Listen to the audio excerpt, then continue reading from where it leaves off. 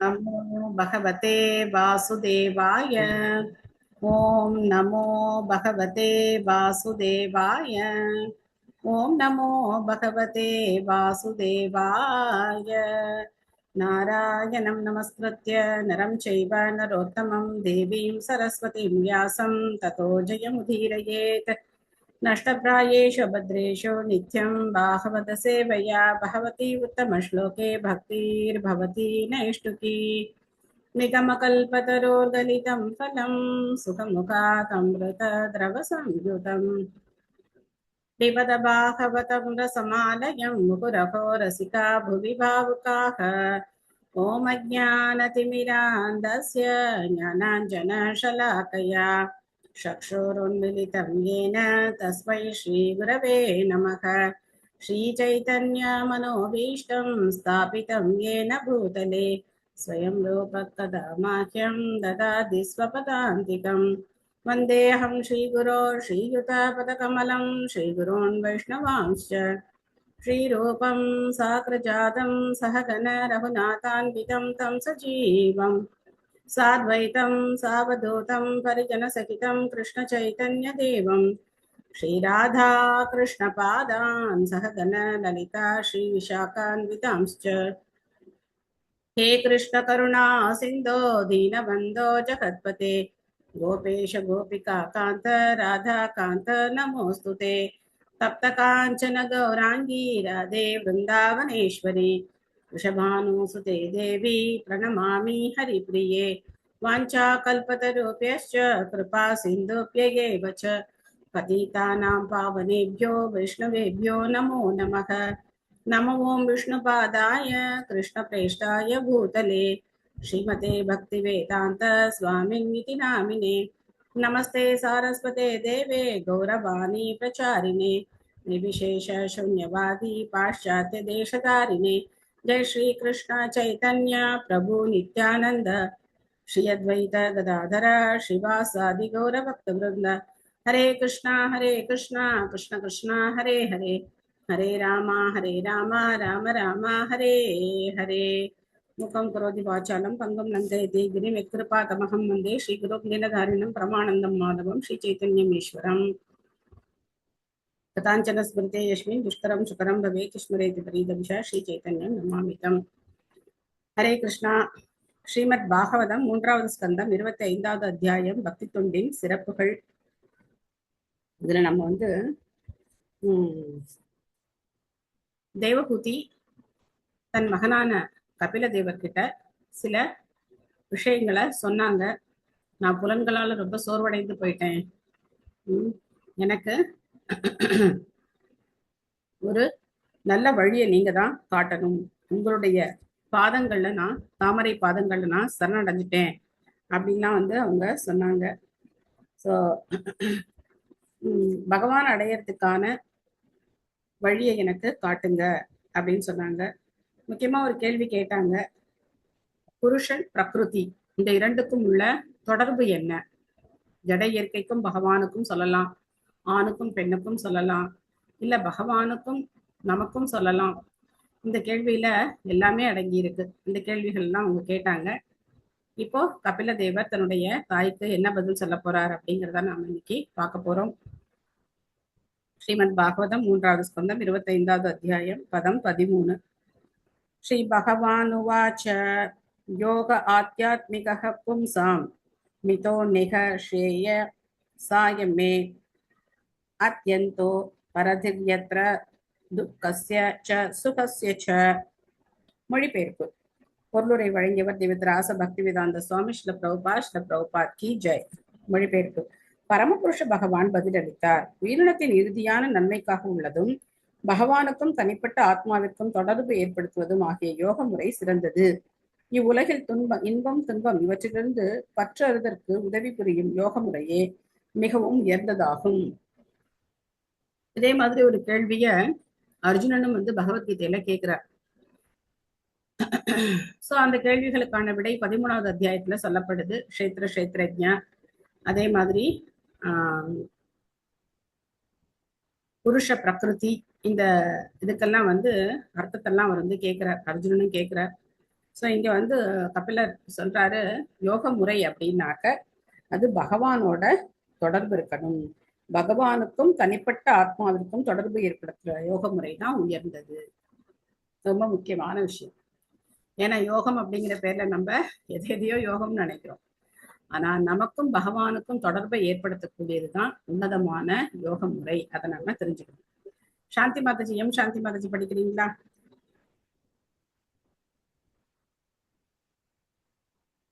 ஹரே கிருஷ்ண மாதாஜி. ஹரே கிருஷ்ணா. சாந்தி மாதாஜி கேட்கலையே. ஹரே கிருஷ்ண மாதாஜி, ஒரு நிமிஷம்.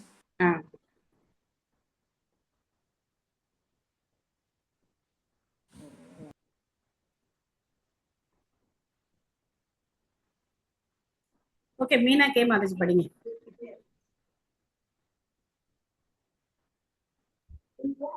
ஹரே கிருஷ்ண மாதாஜி. படிங்க மாதாஜி, மீனா மாதாஜி படிங்க. இந்த உலகில் எல்லோரும் உலகில் இன்பம் பெற முயற்சி செய்கின்றனர். ஆனால் நமக்கு சிறிதளவு ஜட உலக இன்பம் கிடைத்தவுடன் அதனோடு துன்பமும் உள்ளது. இந்த ஜட உலகில் ஒருவர் கலப்படம் இல்லாத இன்பம் பெற முடியாது. ஒருவரிடம் இருக்கும் எந்தவித இன்பமும் துன்பத்தாலும் மாசுபடுத்த பெற்றது. சான்றாக நாம் பாலை குடிக்க விரும்பினால் பின்னர் ஒரு பசுவை பாதுகாத்து அது பால் தர தகுதி வாய்ந்ததாக இருக்க வேண்டும். பால் குடித்தல் மிகவும் நல்லது, அது இன்பம் ஆனதும் ஆகும். ஆனால் பால் குடிக்க வேண்டும் என்பதற்காக ஒருவர் பல தொல்லைகளை ஏற்க வேண்டும்.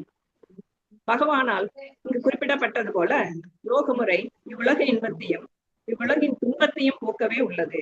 கிருஷ்ணரால் பகவத்கீதையில் கற்பிக்கப்பட்டது போல சிறந்த யோகம் பக்தி யோகம் ஆகும். ஒருவர் சகிப்புத்தன்மையுடன் இருக்க முயற்சி செய்ய வேண்டும். ஜட உலக இன்பம் அல்லது துன்பத்தால் தொல்லை அடைதல் கூடாது என்று பகவத்கீதையில் குறிப்பிடப்பட்டுள்ளது.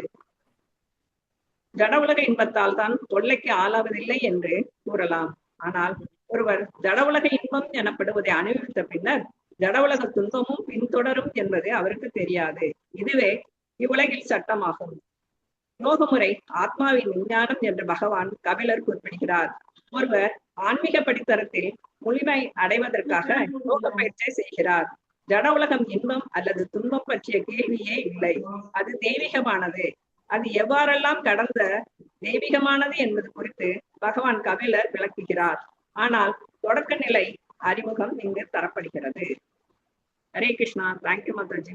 தேங்க்யூ மாதாஜி. சோ இந்த உலகத்துல இன்பம் அப்படின்னு நாம அனுபவிக்கிறதுக்கு பின்னாடி கண்டிப்பா என்ன இருக்கு? துன்பம் இருக்கு. ரோபாத் சின்ன எக்ஸாம்பிள் கொடுக்குறார். பால் குடிக்கணும் அப்படின்னா ஒருத்தர் பசுவை பராமரிக்கணும். ஆனா அது கூட ஈஸி. இன்னைக்கு நல்ல பால் குடிக்கணும்னா ரொம்ப கஷ்டம். என்னென்னமோ கலந்து இன்னைக்கு என்ன பண்றாங்க, பால்னு சொல்லி கொடுக்குறாங்க. அதுல வந்து சோப்பு பவுடர் கலக்குறாங்களாம், என்னென்னமோ கலக்குறாங்களாம். பால் அப்படிங்கிற பேர்ல என்னென்னமோ கலக்குறாங்க. பன்னீர் எல்லாமே இன்னைக்கு கலப்படம். சோ நம்மளால இன்னைக்கு நல்ல பால் அப்படிங்கிறத கிடைக்கிறது ரொம்ப கஷ்டம். அதே மாதிரி ஒருத்தர் வந்து இல்லற வாழ்க்கை நடத்தணும் அப்படின்னு நினைச்சார் அப்படின்னாக்க அப்போ அவர் வந்து பொருள் தேடணும் இல்லையா? நல்ல மனைவி கிடைக்கணும், அதுக்கப்புறம் சம்பாதிக்கணும், குழந்தை பெற்று அந்த குழந்தைகளை வளர்க்கறது அதை விட பெரிய கஷ்டம்.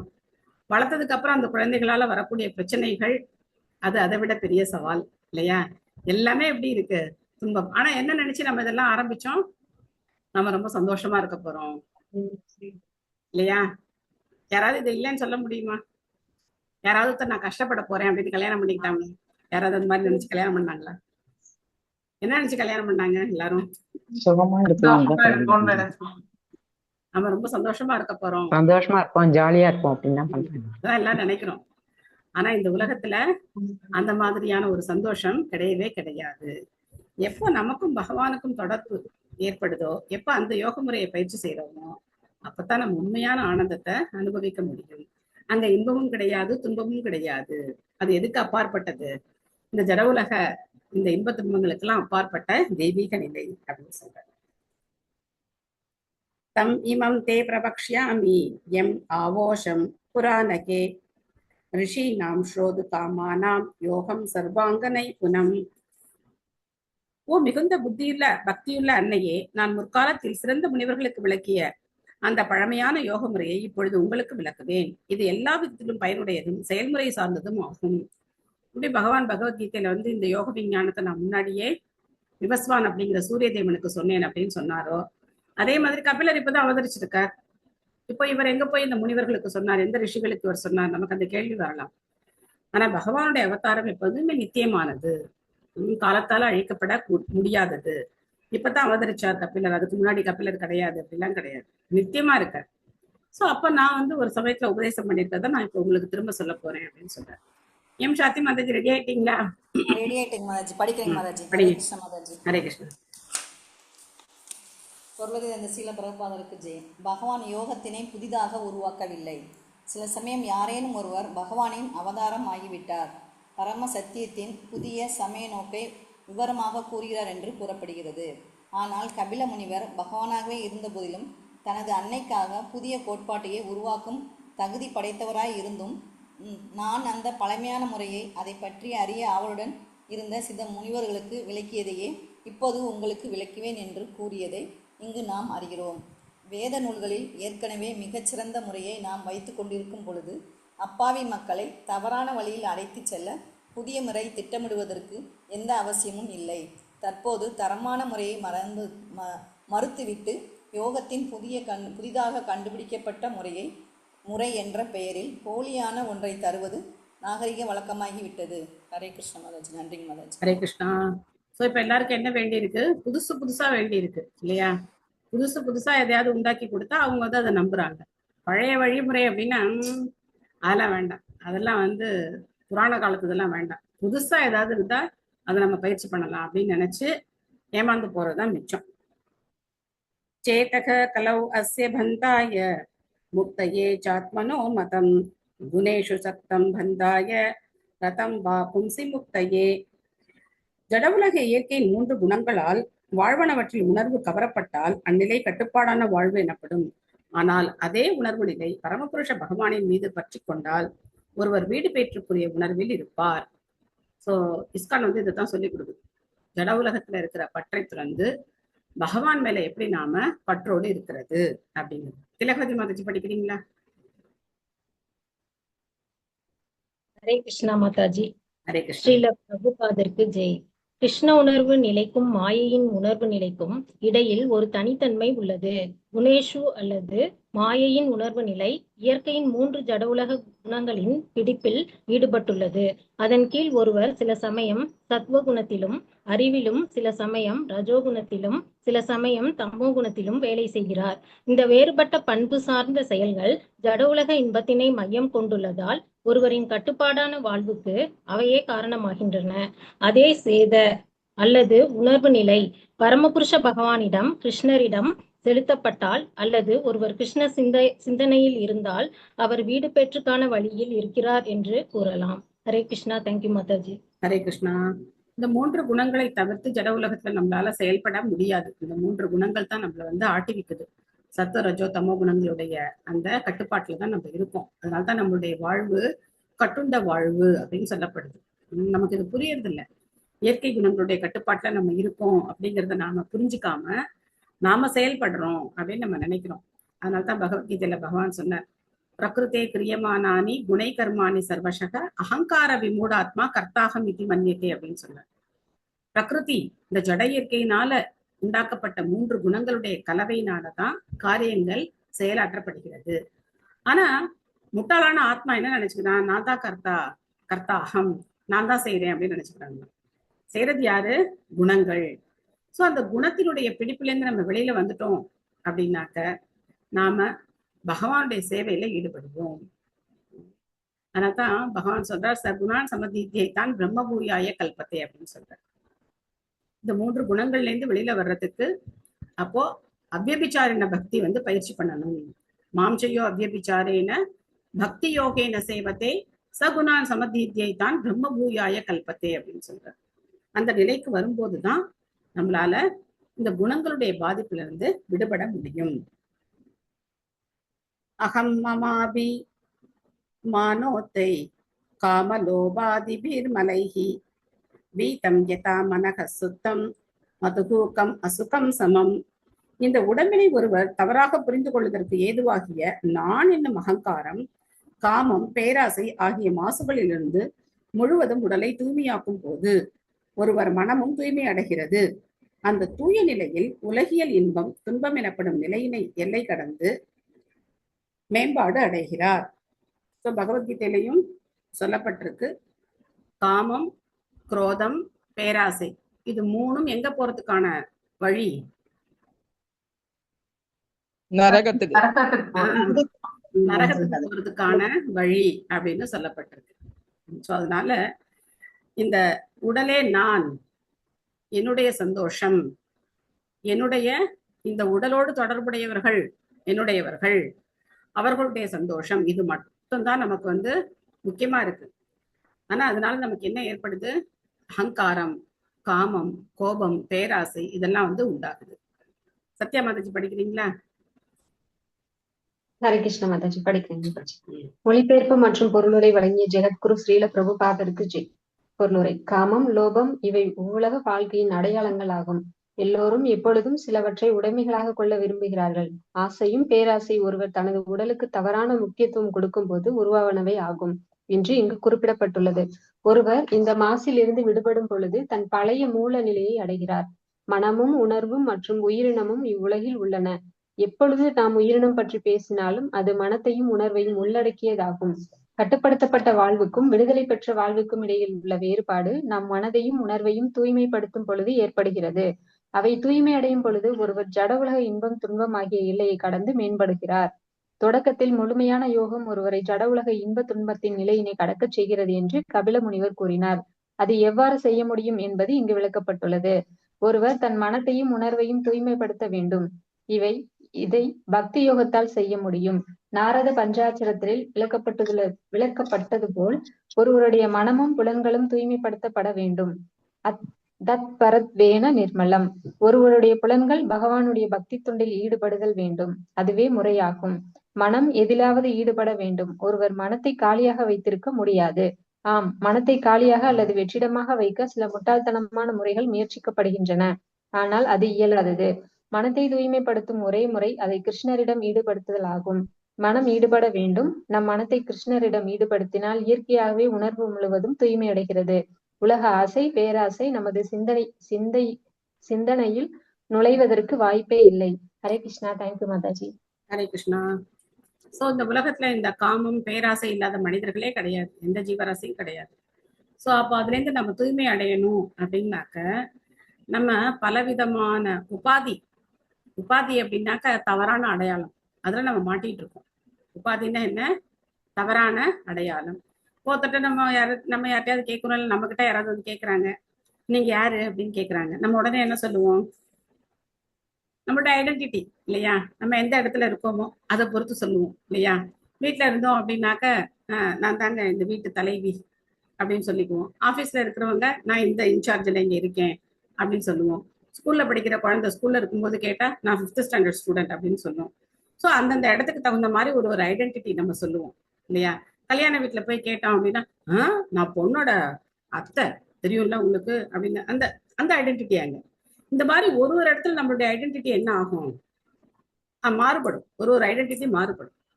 இந்த ஐடென்டிட்டி எல்லாமே தப்பான ஐடென்டிட்டி. இந்த அடையாளங்கள் எல்லாமே தவறானது. உபாதி, இது எல்லாமே உபாதி. நான் ரொம்ப பெரிய ஆளு, நான் ஒண்ணுமே இல்லாத சின்ன ஆளு, நான் பணக்காரன், நான் ஏழை, நான் ரொம்ப ஆரோக்கியமா இருக்கேன், இல்ல நான் ரொம்ப நோய்வாய்ப்பட்டவன், எல்லாமே தவறான அடையாளங்கள். அகங்காரம் அப்படின்னா நான் பணக்காரன் அப்படிங்கிறது மட்டும் அகங்காரம் கிடையாது. நான் ரொம்ப ஏழைங்கிறது கூட அகங்காரம் தான். எல்லாமே அகங்காரம், எல்லாமே தவறான அடையாளம். சர்வ உபாதி வினிர்முக்தம். இந்த எல்லா உபாதிகளும் போயிடணும். தத் பரத்வேன நிர்மலம். இந்த ஒரு வார்த்தை மட்டும் பிரபாத் கொடுத்திருக்கார். தத் பரத்வேன நிர்மலம். ரிஷிகேன ரிஷிகேஷ சேவனம் பக்தி ருச்சதே. சர்வ உபாதி வினிர்முக்தம். எல்லா உபாதியும் நம்ம மறந்துடணும். இதெல்லாம் நம்மளுடைய உபாதிகள், தேவையில்லாத அடையாளங்கள். அப்போ ரிஷிகேன ரிஷிகேஷ சேவனம். ரிஷிகேஷர் யாரு?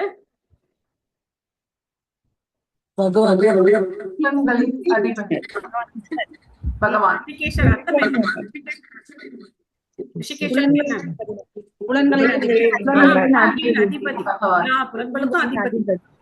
அந்த புலன்களின் அதிபதியான ரிஷிகேஷருடைய புலன்களை திருப்தி செய்யறதுக்காக நம்முடைய புலன்களை நாம பயன்படுத்தணும். இதுதான் ரிஷிகேஷ சேவனம். புலன்களின் அதிபதியான பகவானுடைய புலன்களை திருப்திப்படுத்துவதற்காக நாம நம்முடைய புலன்களை பயன்படுத்தணும். அப்படி பண்ணோம் அப்படின்னாக்க இந்த உபாதி எல்லாம் போயிடும். சர்வ உபாதி வினிர்முக்தம் தத் பரத்வேன நிர்மலம் ரிஷிகேஷ சேவனம் பக்தி ருச்சதே. சோ இதுதான் தூய்மையான பக்தி. அப்போ இந்த தூய்மையான பக்தி நிலையில ஒருத்தர் பகவானுக்கு தொண்டு செய்யும் போது இந்த ஜட உலகத்துடைய இன்ப துன்பங்கள்ல இருந்து அவர் விடுபடுகிறார். அவருக்கு அது பாதிப்பு கிடையாது அப்படின்னு சொல்லப்படும். பிரபுபா சொல்றாரு, மனதை என்ன பண்ண முடியாது, உன்னால காலி டப்பாலாம் ஆக்க முடியாது. காலி டப்பாவெல்லாம் மனச பண்ண முடியாது. சோ மனசுக்குள்ள நம்ம போன லாஸ்ட் கிளாஸ்ல தான் டிஸ்கஸ் பண்ணோம். மனசை பத்தி ஒரு ஸ்லோகம் பார்த்தோமே. என்ன ஸ்லோகம்? எதோட ஒப்பிட்டு பார்த்தோம் மனச?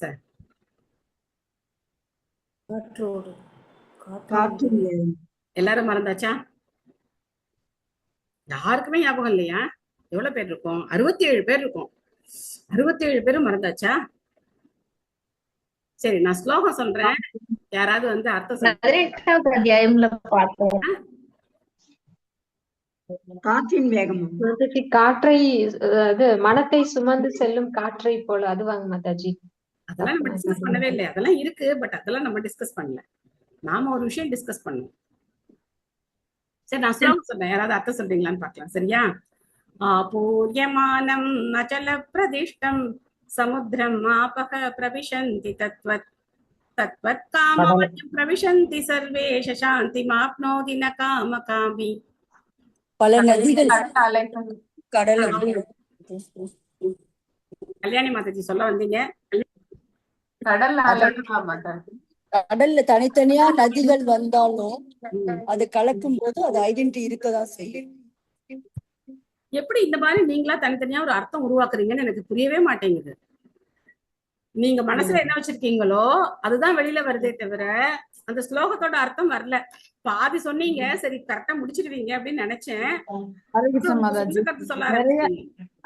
மாதாஜி, கடல்ல போய் நிறைய நதிகள் கலந்தாலும் அது அதோட கரையை தாண்டது இல்ல. அது மாதிரி நம்ம மனச எப்பவும் பகவான் மேல பக்தி தொண்டுல இருக்கும்போது ஒரே அமைதியான நிலையில இருக்கும் அப்படின்னு. இப்போ நீங்க ஒரு ஹாஃப் கரெக்டா சொல்லிட்டீங்க, இன்னொரு ஹாஃப் மாத்திட்டீங்க. சோ மனதுல என்ன இருக்கும் அப்படின்னா, எப்படி கடல்ல மற்ற நதிகள் கலக்குதோ அந்த மாதிரி ஆசைகள் வந்துகிட்டே இருக்கும். அந்த ஆசைகளை எல்லாம் நிறைவேற்றிக்கணும் அப்படின்னு நினைச்சா சாந்தி அவங்களால என்ன பண்ண முடியாது, அமைதியா இருக்க முடியாது. எப்படி இத்தனை நதிகள் கலந்தாலும் கடல் பொங்கி வராம இருக்கோ, அந்த மாதிரி மனதினுடைய ஆசைகளை கட்டுப்படுத்த தெரிந்தவன் எப்படி இருக்கலாம், அமைதியா இருக்கலாம். சரியா? சோ அங்க பக்தியை பத்தி பகவான் டைரக்டா சொல்லல அந்த ஸ்லோகத்துல. சோ இதான் சொல்லியிருக்காரு. சோ அதனால மனம் அப்படிங்கிறது எப்படி ஒரு கடல்ல நதிகள் கலக்குதோ அந்த மாதிரி ஆசைகள் வந்துகிட்டே இருக்கக்கூடிய ஒரு இடம். அத எம்டி பாக்ஸ் எல்லாம் பண்ண முடியாது. அதனால அந்த விருப்பங்களை பகவானை நோக்கி திருப்பணும் அப்படின்னு சொல்ற. ததா புருஷ ஆத்மானம் கேவலம் பிரகிருதே பரம் நிரந்தரம் ஸ்வயம் ஜோதிர் அனிமானம் அகண்டிதம். இந்த ஸ்லோகத்துல 2 வார்த்தை, அனிமானம் அகண்டிதம், ரொம்ப முக்கியமான வார்த்தைகள். பக்தர்களுடைய திவ்யமான குணங்களை பத்தி பகவான் கபிலர் இந்த மாதிரி வர்ணிக்கிறார். அந்த நேரத்தில் ஆத்மா தன்னை ஜட உலக இருப்பிற்கு அப்பாற்பட்டதாக, எப்பொழுதும் சுயமாக பிரகாசிப்பதாக, மிக நுண்ணியதாக இருப்பினும் எப்போதும் உடைந்து காணப்படாமல் சிறிய அளவாக காணப்படும். அனிமானம் அகண்டிதம் அப்படின்னு சொல்ற. அதாவது ரொம்ப நுண்ணியது. அகண்டித அப்படின்னா அதை கட் பண்ண முடியாது. நம்ம கூட சொல்லுவோம் இல்லையா, அகண்ட நாம சங்கீர்த்தனம் அப்படின்னு சொல்லுவோம். அகண்ட நாம சங்கீர்த்தனம்னா தொடர்ந்து நாம சங்கீர்த்தனம் பண்றது அகண்ட நாம சங்கீர்த்தனம் அப்படின்னு சொல்றது. அகிலா மாதாஜி படிக்கிறீங்களா? ஹரே கிருஷ்ணா. பொருளுரை. ஸ்ரீல பிரபுபாதருக்கு ஜெய். தூய்மையான உணர்வு நிலையில் அல்லது கிருஷ்ண உணர்வு நிலையில் ஒருவர் தன்னை பகவானிலிருந்து வேறுபாடற்ற ஒரு சிறிய துகளாக காண இயலும். பகவத்கீதையில் குறிப்பிட்டுள்ளது போல ஜீவன் அல்லது தனிப்பட்ட ஆத்மா நித்தியமாக பகவானின் அங்க உறுப்பாகும். சூரியனின் கதிர்கள் சூரியனது மிகச்சிறந்த அமைப்பின் சிறிய துகள்களாகும். அதுபோல உயிரினங்கள் பரமாத்மாவின் சிறிய துகளாகும். ஜட உலக வேறுபாட்டில் உள்ளது போல தனிப்பட்ட ஆத்மாவும் பகவானும் பிரிக்கப்படவில்லை. தனிப்பட்ட ஆத்மா துகளாக இருப்பதால் அது முழு ஆத்மாவிலிருந்தும் துண்டுகளாக்கப்பட்டது என ஒருவர் நினைக்க கூடாது. மாயவாத தத்துவம் முழு ஆத்மா உள்ளது, ஆனால் அதன் ஜீவன் எனப்படும் ஒரு பகுதி மாயையால் சிக்க வைக்கப்பட்டுள்ளது என்று தெளிவாக கூறுகிறது. ஆயினும் இந்த தத்துவம் ஏற்றுக்கொள்ளப்படவில்லை. ஏனென்றால் ஆத்மாவானது பொருளின் துண்டுகள் போல பிரிக்கப்பட இயலாதது. ஜீவனாகிய அந்த பகுதி நிலையான ஒரு பகுதியாகும். பரமாத்மா இருக்கும் வரை அவருடைய அங்கமும் பகுதிகளும் நிலைத்து இருக்கும். சூரியன் இருக்கும் வரை சூரிய கதிர்களின் மிகச்சிறிய நுண்கூறுகளும் நிலைத்து இருக்கும். ஜீவ துகள் என்பது வேத இலக்கியத்தில் ஒரு முடியின் மேல் பகுதியில் அளவில் 10,000-ல் ஒரு பகுதி என்று கணிக்கப்படுகிறது. அதனால் அது மிக நுண்ணிய பகுதி ஆகும். பரமாத்மா எல்லையற்றது. ஆனால் வாழும் உயிரினம் அல்லது தனிப்பட்ட ஆத்மா பரமாத்மாவிலிருந்து தகுதியில் வேறுபடவில்லை எனினும் அது மிக நுண்ணியது. இந்த பதத்தில் இரு சொற்கள் குறிப்பாக கவனிக்கப்பட வேண்டியவை. ஒன்று நிரந்தரம், வேறுபாடற்ற எனும் பொருள் தருவது, அல்லது அதே தகுதியின் எனும் பொருள் தருவது. தனிப்பட்ட ஆத்மாவும் இங்கு அணிமானம் என்று வெளிப்படுத்தப்படுகிறது. அணிமானம் என்றால் மிக நுண்ணிய என்று பொருள். பரமாத்மா எங்கும் நிறைந்தது, ஆனால் மிகச்சிறிய ஆத்மா தனிப்பட்ட ஆத்மாவாகும். அகண்டிதம் என்றால் துண்டுகள் ஆக்கப்பட்ட என்பது சரியான பொருள் அல்ல, ஆனால் அமைப்பின் மிக நுண்ணிய என்று பொருள். யாராலும் சூரியனிலிருந்து சூரிய ஒளியின் மிகச்சிறிய நுண்கூறுகளை பிரிக்க இயலாது. ஆனால் அதே சமயத்தில் சூரிய ஒளியின் மிகச்சிறிய நுண்கூறு சூரியனை போல் விரிந்தது அல்ல. அதுபோல வாழும் உயிரினம் அதனுடைய அமைப்பு நிலையால் பரமாத்மாவை போன்றே தகுதியால் சமமானது. ஆனால் பரிமாணத்தில் அது மிக நுண்ணியது. ஹரே கிருஷ்ணா. தேங்க்யூ. ஹரே கிருஷ்ணா. சோ ஆத்மாவுடைய இந்த குணங்களை பகவத்கீதையில 2வது அத்தியாயத்துல 13வது ஸ்லோகம் அதுல இருந்து பகவான் ஆரம்பிச்சு சொல்றார். ஆத்ம தத்துவம் நீங்க எல்லாம் ஏற்கனவே படிச்சிருப்பீங்கன்னு நினைக்கிறேன். ஆத்மாவை துண்டா வெட்ட முடியாது, நெருப்பால எரிக்க முடியாது, காற்றால உலர்த்த முடியாது, நீரால நனைக்க முடியாது. நைனம் சிந்தந்தி சஸ்திராணி நைனம் தகதி பாவக ந சைனம் கிளேத்தயந்தியாப்போ ந சோஷயதி மாருதக அப்படின்னு சொல்றார். சோ அந்த ஆத்மா பகவான் கிட்ட இருந்து துண்டு துண்டா பண்ணதுக்கு அப்புறம், இப்ப நான் உங்களுக்கு அன்னைக்கே இந்த எக்ஸாம்பிள் சொன்னேன். ஒரு A4 ஷீட், ஒயிட் கலர்ல ஒரு பெரிய A4 ஷீட் எடுத்துக்கிட்டு அதை விட்டு விட்டு விட்டு விட்டு விட்டா பிரிச்சிட்டோம் அப்படின்னாக்க அதுக்கப்புறம் A4 ஷீட் இருக்குமா? முழு A4 ஷீட் இருக்குமா? இருக்காது இல்லையா? அதுதான் மாயாவாதிகளுடைய கருத்து. அவங்க என்ன சொல்றாங்க, பகவான் இருந்தார், அவர் என்ன ஆயிட்டார், இவ்வளவு ஆத்மாக்களா பிரிஞ்சுட்டார், அதனால பகவான் ஒருத்தர் கிடையாது அப்படின்னு சொல்றாங்க. ஆனா வைஷ்ணவ சித்தாந்தம் அதெல்லாம் ஒத்துக்கிறது கிடையாது. ஏன்னா ஆத்மாக்கள் துண்டாக்க முடியாது, ஆத்மாவை துண்டாக்க முடியாது. ஆத்மாக்கள் எப்பவுமே பகவானுடைய பிரிந்த பின்ன பகுதிகள். பகவான் எப்படி நித்தியமானவரோ அதே மாதிரி ஆத்மாவும் நித்தியமானது. அதனால ஆத்மாவுக்கும் பிறப்பும் கிடையாது, இறப்பும் கிடையாது. சோ பரமாத்மா எங்கேயும் எல்லா இடத்துலயும் நிறைஞ்சிருக்கார். ஆனா ஆத்மாவும் இருக்கு, ஆனா அதோடைய அளவு ரொம்ப ரொம்ப சின்ன அளவுல இருக்கு. 10,000 தலைமுறை மீல 10,000-ல ஒரு பங்கு அப்படின்னு நம்ம இங்க பாக்குறோம். ஞான வைராகிய யுக்தேன பக்தி யுக்தேன சாத்மனா பரிபட்சதி உதாசீனம் பிரகிருதிம் ச அதௌஜசம். தன்னை உணர்ந்த நிலையில் ஞான பயிற்சியாலும் பக்தி தொண்டில் துறவாலும் ஒருவர் எல்லாவற்றையும் சரியான நோக்கில் பார்க்கிறார். அவர் ஜட உலக இருப்பின் மீது விருப்பு வெறுப்பு அற்றவர் ஆகிறார். ஜட உலக பாதிப்பானது அவர் மீது குறைந்த ஆற்றலுடன் செயல்படுகிறது. ஜட உலக ஆற்றல் செயல்படாம இல்ல, குறைந்த ஆற்றலுடன் செயல்படுகிறது. சோ இந்த ஜட உலகத்துல இருக்கிற எல்லாரும் இந்த ஜட உலகத்துடைய விதிகளுக்கு உட்பட்டவர்கள், 6 விதமான மாற்றங்களுக்கு உட்பட்டவர்கள். ஆத்மாவானது, அதாவது உடல் பிறக்குது, அது வளருது, கொஞ்ச காலம் நிலைத்திருக்கு, தேயுது, உபப்பொருட்களை உற்பத்தி செய்து தேயுது, அதுக்கப்புறம் அழிந்து போகுது. இந்த 6 விதமான மாற்றங்களுக்கு உட்படாத ஜட உடல் இங்கே கிடையாது. ஆனா பக்தர்களுடைய வாழ்க்கையில இங்க பெரும்பாலும் யோகத்தை பத்தி சொல்லப்பட்டிருக்கு. இங்க யோக மிஸ்ர பக்தி அந்த மாதிரிதான் நம்ம அதை எடுத்துக்கணும். இங்க தூய பக்தியை பத்தி சொல்லப்படல, மிக்ஷ பக்தி தான். இங்க மிஸ்ரன்னா கலப்படமான ஒரு பக்தியை பத்தி தான் சொல்லப்பட்டிருக்கு. மிஸ்ர பக்தியில என்ன அப்படின்னா, அவங்களுக்கு யோகம் அதுதான் அவங்களுக்கு முதன்மையா இருக்கும், பக்தி செகண்டரியா இருக்கும். இந்த ஞான மிஸ்ர பக்தி அப்படின்னா அவங்க ஞானத்துக்கு முக்கியத்துவம் கொடுப்பாங்க, பக்திக்கு 2ஆம் பட்சமா தான் இருப்பாங்க. ஆனா தூய பக்தர்கள் எல்லா ஞானமும் இருந்தாலும் எதுக்கு முக்கியத்துவம் கொடுப்பாங்க? பக்திக்கு தான் முக்கியத்துவம் கொடுப்பாங்க. அவங்க ஞானத்துக்கு முக்கியத்துவம் கொடுக்க மாட்டாங்க. இப்ப நம்ம பாகவதம் படிக்கிறோம், பகவத்கீதை படிக்கிறோம், ஸ்லோகங்களை இந்த மாதிரி பண்றோம், சொல்றோம், விளக்குறோம். அப்போ இதனுடைய நோக்கம் நம்மளுடைய பாண்டித்யமா இருக்கக்கூடாது, எனக்கு நிறைய தெரியும் அப்படிங்கிறத காட்டுக்கிறதுக்காக இதை நம்ம செஞ்சோம் அப்படின்னா அப்ப இதுல என்ன இருக்காது? பக்தி இருக்காது. பகவான் ஸ்ரீகேன ரிஷிகேஷ சேவனம், அவரை பத்தி பேசுறோம், அவருக்கு திருப்திப்படுத்தணும், பகவானை திருப்திப்படுத்தணும். சில பிரபுபாதர் சொன்ன விஷயங்களை நம்ம திருப்பி சொல்றோம்.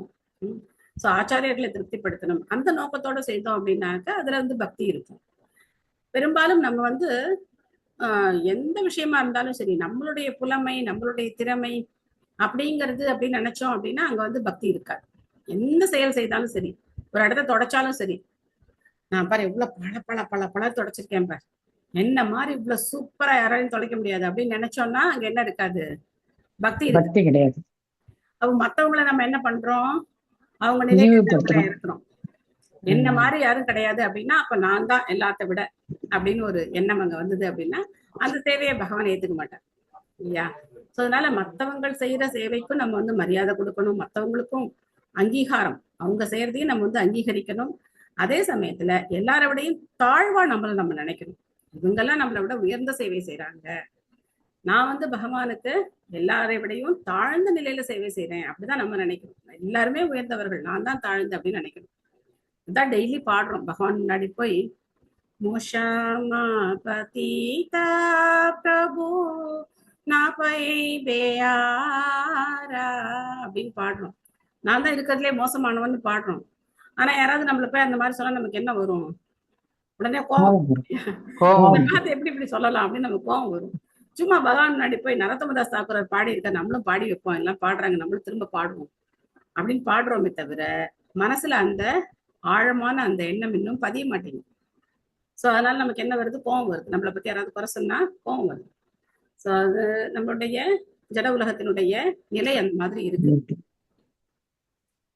அதனால இங்க சொல்ற இந்த நபர் முழுமையான ஒரு தூய்மையான பக்தியை பத்தி இன்னும் சொல்ல ஆரம்பிக்கல. ஆனாலும் இந்த மிஸ்ர பக்தியில இருந்து அவர் கொஞ்சம் கொஞ்சமா போவார். ஓகே, கார்த்திகா மாதாஜி படிக்கிறீங்களா?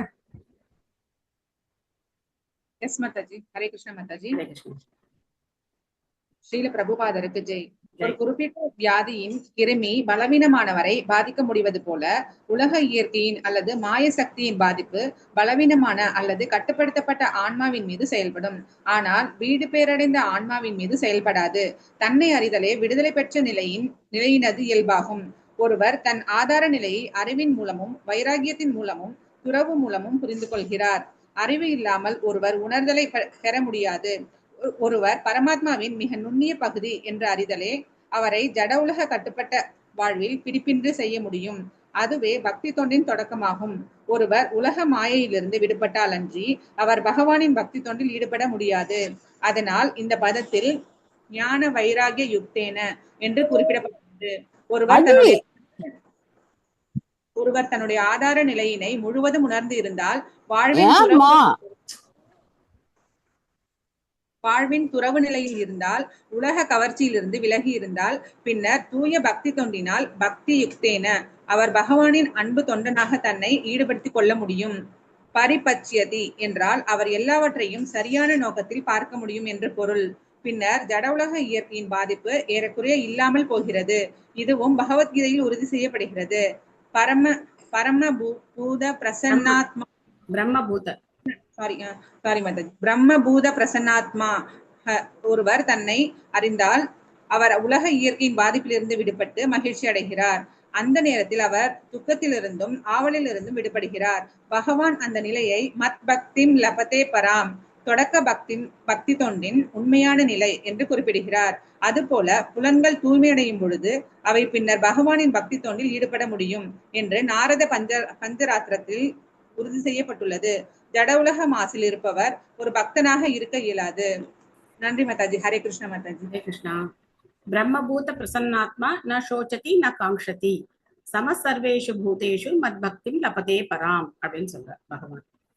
அந்த பிரம்மபூத நிலையை நாம அடையணும் அதுதான் பக்தித்தனுடைய தொடக்கம் அப்படின்னு சொல்லப்படுது. அதுதான் பக்தித்தனுடைய தொடக்கம் அப்படின்னு சொல்லப்படுது. நாம என்ன நினைச்சிட்டோம், 6 மாசம் நம்ம ஹரே கிருஷ்ண மந்திரம் ஜாயின் பண்ணிட்டு இருக்கோம். நாம என்ன ஆயிட்டோம், நல்லா பக்தர் ஆயிட்டோம், கிருஷ்ண பக்தர் ஆயிட்டோம். நான் ஏகாதசி எல்லாம் இருக்கேன், விரதம் இருக்கேன், நான் வெங்காயம் பூண்டெல்லாம் சாப்பிட்றது இல்ல, நான் காஃபி டீ எல்லாம் விட்டுட்டேன். இதுதான் இப்ப நமக்கு பெரிய சாதனை மாதிரி இருக்கு. நமக்கு ஆரம்ப நிலையில இது இருக்க வேண்டியதான், இதெல்லாம் பெரிய சாதனை தான் நமக்கு. ஏன் அப்படின்னாக்க, அழுக்கா இருந்து குளிச்சுட்டு நான் பளிச்சுன்னு ஆயிட்டேன் அப்படின்னு பெருமைப்பட்டுக்கிற மாதிரி நம்ம இப்ப பெருமைப்பட்டுட்டு இருக்கோம். ஆனா பக்திங்கிறது எங்க தொடங்குது, பிரம்மபூத நிலையில தான் தொடங்குது. அது என்ன பிரம்மபூத நிலை, எதோ பூதம் உங்கிதம் அப்படின்லாம் பயந்துராதீங்க. பிரம்மபூத பூத அப்படின்னாலே ஜீவாத்மாக்களை குறிக்கிறது. அதாவது நான் இந்த உடல் இல்ல, நான் ஆத்மா அப்படின்னு புரிஞ்சுக்கிட்டவங்களுக்கு நான் சோஷத்தி நான் காங்ஷதி.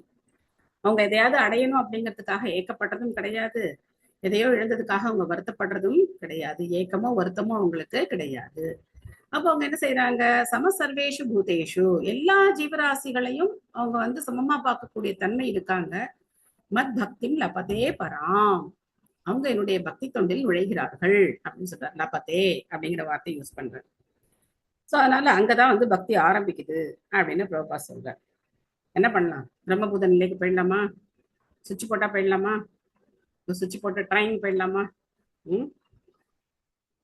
சோ இதுக்கு என்ன வேணும், உற்சாகா நிச்சயா தைரியா, இது 3 வேணும். உற்சாகம் வேணும், நமக்கு பகவான் கண்டிப்பா உதவி செய்வார் அப்படிங்கிற நம்பிக்கை வேணும், தைரியா பொறுமை வேணும். 3 வேணும். உற்சாகா நிச்சயா தைரியா தத்தத் கர்ம பிரவர்த்தனா சங்கத்யாக சுதோவிருத்தி ஷத்பிர் பக்தி பிரசித்தியதி அப்படின்னு சொல்லப்பட்டிருக்கு. ந யுஜ்யமானாய பக்தியா பகவதி அகிலாத்மனி சத்ருஷோ அஸ்தி சிவக பந்தா யோகினாம் பிரம்ம சித்தையே. பரமபுருஷ பகவானிடம் பக்தி தொண்டில் ஈடுபட்டாலன்றி எந்தவித யோகியாலும் தன்னை உணர்தலில் முழுமை அடைய முடியாது. ஏனென்றால் அது மட்டுமே மங்களமான வழியாகும். சோ பகவானுக்கு பக்தி செய்யணும் அப்படிங்கறத இப்போ டைரக்டா சொல்றார். கௌரவ பிரபு படிக்கிறீங்களா? ஹரிஷ்ணா படிக்கிறேன். வணங்கி ஆசா பக்தி சம்ஸ்ரீல பிரபு. ஞானமும் துறவும் பக்தி தொண்டினால் இணைந்தால் அன்றி அறிவு முழுமை அடையாது என்பது தெளிவாக விளக்கப்பட்டுள்ளது.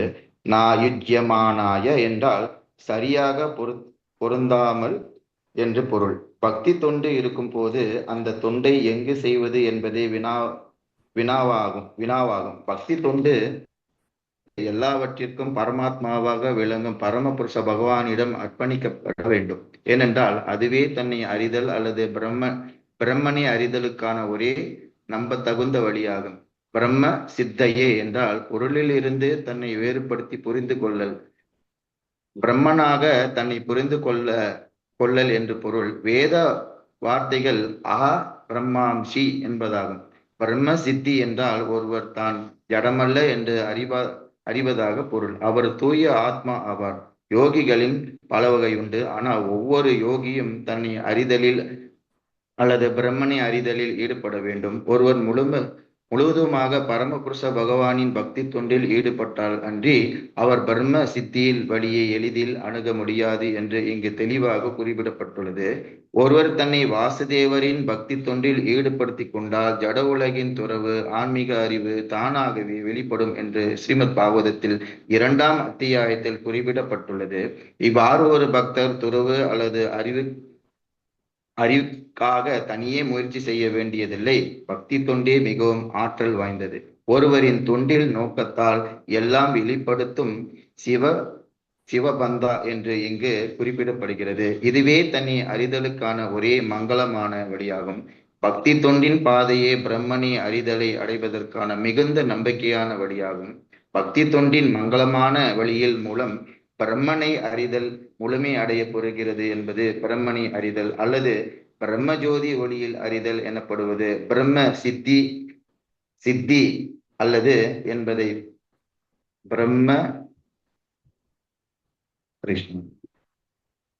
பிரம்மஜோதி ஒளியின் அறிதல் எனப்படுவது பிரம்ம சித்தி இல்லை என்பதை குறிக்கிறது. பிரம்மஜோதிக்கு அப்பால் பரமபுருஷ பகவான் உள்ளார். ஓகே மந்தி. பிரம்மனை அறிதல் முழுமை அடைய பெறுகிறது என்பது பிரம்மனை அறிதல் அல்லது பிரம்ம ஜோதி ஒளியில் அறிதல் எனப்படுவது பிரம்ம சித்தி இல்லை என்பதை குறிக்கிறது. பிரம்ம ஜோதிக்கு அப்பால் பரமபுருஷ பகவான் உள்ளார். உபனிஷத்துக்களில் ஒரு பக்தர் பகவானிடம் பிரம்ம ஜோதி ஆகிய ஒளியை அப்புறப்படுத்தும்படி தயவாக வேண்டுகிறார். அதனால் பக்தர் பிரம்ம ஜோதிகளுக்குள் உண்மையான நிலைத்த புவனின் வடிவத்தை பார்க்கலாம். ஒருவர் பகவானின் திவ்யமான வடிவத்தில் உணர்வை அடைந்தால் அன்றி பக்தி பற்றிய வினா எழாது. பக்தியானது பக்தி தொண்டினை பெறுவரின் இருப்பையும் பக்தி தொண்டு புரியும் பக்தரையும் இன்றியமையாததாகிறது. பக்தி தொண்டின் மூலம் பிரம்ம சித்தி என்பது பரமபுருஷ பகவானை அறிதலாகும். பகவானின் உடலில் ஒளி கதிர்களை புரிந்து கொள்ளுதல் என்பது பிரம்ம சித்தி அல்லது பிரம்மனை அறிதல் என்பது முழுநிலை அல்லது பிரம்மனின் பரமாத்மா தோற்றத்தினை உணர்தலும் முழுமையல்ல. ஏனெனில் பகவான் பரமபுருஷ பகவான் அகிலாத்மா, அவர் பரமாத்மா ஆவார். பரமபுருஷ பகவானை அறிபவர் பிற தோற்றங்களையும் அறிகிறார். அதாவது பரமாத்மா தோற்றம், பிரம்ம தோற்றம், மேலும் அந்த முழுமையாக உணரும் ஆற்றலாகிய பிரம்ம சித்தி என்பதையும் அறிகிறார். ஹரே கிருஷ்ணா. ஹரே கிருஷ்ணா. சோ பக்தி தொண்டுல பொருந்தாம நயுஜ்யமானாய, பக்தி இல்லாம ஒருத்தர் வெறுமை ஞானமும் வைராக்கியமும் இருந்ததுன்னா ஒரு பிரயோஜனமும் கிடையாது. அதே சமயத்துல பக்தன் பக்தியை பயிற்சி பண்ணும் போது அவருக்கு என்ன கிடைக்குது அப்படின்னா ஞானமும் வைராக்கியம் தானாவே கிடைக்குது. ஞான வைராக்கியம் தானாவே கிடைக்குது. சோ இன்னைக்கு ஸ்லோகா மெமரைஸ் பண்ணணும்னு நினைக்கிறவங்க இந்த ஸ்லோகா மெமரைஸ் பண்ணுங்க. வாசுதேவே பகவதி பக்தி யோக பிரயோஜிதக ஜனயதி ஆசு வைராக்கியம் ஞானம் சயத் அகைதுகம். இந்த ஸ்லோகம் ஸ்ரீமத் பாகவதம் முதல் ஸ்கந்தத்துல 2வது அத்தியாயத்துல மேபி ஒரு 5-6 ஸ்லோகங்களுக்குள்ள இருக்கலாம்னு நினைக்கிறேன். வாசுதேவே பகவதி அப்படின்னு ஆரம்பிக்கும். ஸ்லோக நம்பர் கரெக்டா எனக்கு ஞாபகம் இல்லை. ஸோ அந்த ஸ்லோகத்துல என்ன சொல்லப்படுது? வாசுதேவே பகவதி பக்தி யோக பிரயோஜிதக. ஒருத்தர் பக்தி யோகத்தை பயிற்சி செய்யும் போது அவருக்கு என்ன கிடைக்குது? ஜனயதி, ஜ அப்படின்னா பிறப்பு. உடனே என்ன பிறக்குது அவருக்கு அப்படின்னா ஜனயதி ஆசு வைராக்கியம். என்ன கிடைக்குது? வைராக்கியம். என்ன வைராக்கியம்? என்ன வைராக்கியம் கிடைக்குது? ஞான வைராக்கியம். என்ன வைராக்கியம் கிடைக்குது? பகவான் தான் அப்படிங்கிற ஒரு வைராக்கியம் கிடைக்கும் பக்தியோட. வேற என்ன வைராக்கியம் கிடைக்குது? பக்தியை விடாம கரெக்டா பண்ணணும்ங்கிற வைராக்கியம் கிடைக்குது. ஓகே, வேற என்ன வைராக்கியம் கிடைக்குது? வெங்காயம் போட்டு சாப்பிடக்கூடாது வைராக்கியம் கிடைக்குதா இல்லையா? காபி டீ தான் சாப்பிடக்கூடாது வைராக்கியம் கிடைக்குதா இல்லையா? பிரசாதம் மட்டுமே சாப்பிடணும் வைராக்கியம் கிடைக்குதா இல்லையா? ஒவ்வொரு ஸ்டேஜ்ல ஒவ்வொருத்தருக்கும் ஒவ்வொரு வைராக்கியம். ஆனா வைராக்கியம் அப்படிங்கிறது இந்த ஜட உலகத்தினுடைய பற்றுதல்ல இருந்து வைராக்கியம். இந்த பற்றுதலை விட்டுறோம். நம்ம சினிமா பார்க்கணும்னு ஆசை வருதா? வருதா? வரும், ஆனா அதை விட்டுணும். வைராக்கியம் பாக்கல மேடம். ஜனநாயகர்லாம் பாக்கல. ஜனநாயகர்லாம் போகல, பாக்கலையா? ஜனநாயகம்னா என்னன்னு எனக்கு தெரியல. சரி, சிஎம்மோட கடைசி படம் எல்லாரும் போனாங்க, போகல. எங்கேயும் போகணும், எதையும் பார்க்கணும் அப்படிங்கிற எண்ணம் எல்லாம் வர்றது கிடையாது. பகவானை பத்தி தெரிஞ்சுக்கணும், பகவானுக்கு சேவை செய்யணும், பகவானுடைய சம்பந்தப்பட்ட விஷயங்களை நாம படிக்கணும், தெரிஞ்சுக்கணும், நாம ஜபம் சொல்லணும். அதுதான் நமக்கு ஆசையா இருக்கே தவிர மற்ற ஜட உலக இன்பங்கள்ல இருந்து நம்ம கொஞ்சம் கொஞ்சமா விடுபடுறோம் இல்லையா? சோ இதான் வைராக்கியம். வைராக்கியம் 1.2.7. Okay, thank you Mataji. 1.2.7 வாசுதேவே பகவதி பக்தி யோக பிரயோஜிதக ஜனயதி ஆசு வைராக்கியம் ஞானம் செய்ய தகைதுகம். அதாவது பொதுவா வேதங்கள் தர்ம அர்த்த காம மோட்சத்தை நமக்கு காட்டுது இல்லையா? வேத வழிமுறை என்ன? புருஷார்த்தம் அப்படின்னு சொல்றது என்ன? புருஷார்த்தம் அப்படின்னா தர்ம அர்த்த காம மோட்சம். சரியா? தர்மத்துப்படி வாழணும், தர்மத்துப்படி பொருள் ஈட்டணும், தர்மத்துப்படி நம்மளுடைய ஆசைகளை நிறைவேற்றிக்கணும். அப்படி நம்ம வாழ்ந்தா முக்தி அடையலாம். இதான் வேத வழிமுறை. ஆனா பாகவதம் என்ன பண்ணிடுச்சு? அந்த தர்மார்த்த காம மோட்சத்தை கைத்தவ தர்மம், ஏமாற்றுகிற தர்மம் அப்படின்னு சொல்லிடுச்சு இல்லையா? ஏற்கனவே நம்ம அதை பத்தி ரொம்ப டீட்டெயிலா டிஸ்கஸ் பண்ணோம். ஏன் அது கைத்தவ தர்மம் அப்படின்னு சொல்லி. சோ இப்போ அர்த்தம் வேணும் எனக்கு அப்படின்னா நான் என்ன பண்ணலாம், எப்படி வேணா இன்னைக்கு சம்பாதிக்கலாம் இல்லையா? தர்மத்துப்படி சம்பாதிக்கணுங்கிற அவசியமே கிடையாது. எப்படி வேணா இன்னைக்கு அர்த்தத்தை சம்பாதிக்கலாம். அதே மாதிரி என்னுடைய விருப்பங்களை நான் எப்படி வேணா பூர்த்தி பண்ணிக்கலாம். எந்த கல்யாணம் பண்ணிக்கணும்னு அவசியம் கிடையாது, இப்படித்தான் வாழணும் அப்படிங்கிற எந்த சட்டத்திட்டமும் கிடையாது, யாரும் என்ன கட்டுப்படுத்த முடியாது. நாட்டோட சட்டமே கிடையாது. நாட்டோட சட்டமே இன்னைக்கு எப்படி இருக்கு, யார் வேணா எப்படி வேணா வாழ்ந்துக்கலாம். எத்தனை பேர் வேணா கல்யாணம் பண்ணிட்டு இன்னொருத்தர கல்யாணம் பண்ணிக்கலாம், இன்னொரு கல்யாணம் பண்ணிக்கலாம், என்ன வேணா பண்ணிக்கலாம். இன்னைக்கு நாட்டோட சட்டமே எல்லாத்துக்கும் அனுமதி கொடுத்துருக்கு. சோ மது கடைகளை அரசாங்கமே திறந்து வச்சிருக்கு. போதை எடுத்துக்கலாம், மாமிச உணவு சாப்பிடலாம், சினிமாவுக்கு போலாம், எல்லாத்துக்கும் இன்னைக்கு வசதி இருக்கு இல்லையா? அப்ப பகவான் எதுக்கு தேவை, நமக்கு தேவையில்லை. சோ அதனால இந்த தர்ம அர்த்த காம மோட்சம் அப்படிங்கிறது கைத்தவ தர்மம் அப்படின்னு சொல்லி பாகவதம் தூக்கி தூர போட்டுருச்சு. அப்போ பாகவதம் சொல்கிற தர்ம அர்த்த காம மோட்சம் என்ன அப்படின்னா, அந்த 4 ஸ்லோகங்கள் பாகவத்துல தர்ம அர்த்த காம மோட்சம். பாகவதம் சொல்லக்கூடிய தர்மம் என்ன அப்படின்னா, சவை பும்சாம் பரோ தர்மோ ஏதோ பக்திரதோக்ஷஜே அகைதுகி அப்ரதீகதா யயாத்மா சுப்ரசீததி. இதுதான் பாகவதத்தினுடைய தர்மம். சவை பும்சாம் பரோ தர்மோ, எல்லாருக்கும் உயர்ந்த தர்மம் எது? அகைதுகி பக்தி. எந்த விதமான எதிர்பார்ப்பும் இல்லாம, எந்த விதமான தடங்களும் இல்லாத தூய்மையான பக்தி பாகவதம் சொல்கிற தர்மம். அப்ப பாகவதம் சொல்ற அர்த்தம் என்ன? அர்த்தம்னா இந்த பக்தி பண்ணா நமக்கு ஏதாவது ஒண்ணு கிடைக்கணும் இல்லையா? அர்த்தம்னா அதானே, ஏதாவது ஒரு பலன் இல்லையா? அடுத்த ஸ்லோகம், வாசுதேவே பகவதி பக்தி யோக பிரயோஜிதக ஜனயதி யாசு வைராக்கியம் ஞானம் ஜயத் அகைதுகம். இதான் நமக்கு கிடைக்கிற அர்த்தம். பகவானுக்கு பக்தி பண்ணும் போது இந்த ஞானமும் வைராகியமும் தானாவே வருது அர்த்தம். அடுத்தது காமம் என்ன அப்படின்னா, அடுத்த ஸ்லோகம், அத பும்பி துஜஸ்ரேஷ்டா வர்ணாசிரம விபாகஷக சனுஷ்டிதஸ்ய தர்மஸ்ய சம்சித்திர் ஹரிதோஷணம். இதுதான் நம்மளுடைய காமம். நம்மளுடைய காமம் என்ன? சம்சித்திர் ஹரிதோஷணம், பகவானை திருப்திப்படுத்தணும். வர்ணாசிரம தர்மத்தின் மூலமாக ஒருத்தர் என்ன பண்ணணும்? பகவானை திருப்திப்படுத்தணும். இது நம்மளுடைய காமம். அடுத்தது மோட்சம் வேணும் இல்லையா? தர்ம அர்த்த காம, அடுத்தது என்ன? மோட்சம் தானே. அந்த ஸ்லோகம் என்ன அப்படின்னா, உங்க எல்லாருக்கும் இந்த இன்னைக்கு வந்து உங்க எல்லாருக்கும் தெரிஞ்சிருக்கும்னு நினைக்கிறேன். ஏன்னா அதான் நம்ம வந்து 2 days பிஃபோர் அதான் நம்ம வந்து ஹோம்ஒர்க் பண்ணோம். மோட்சத்துக்கு உண்டான ஸ்லோகம் என்ன?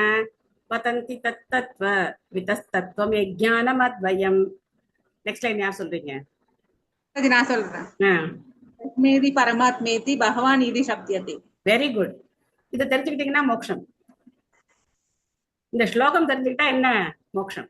பகவான் 3 நிலைகள்ல உணரப்படுகிறார்.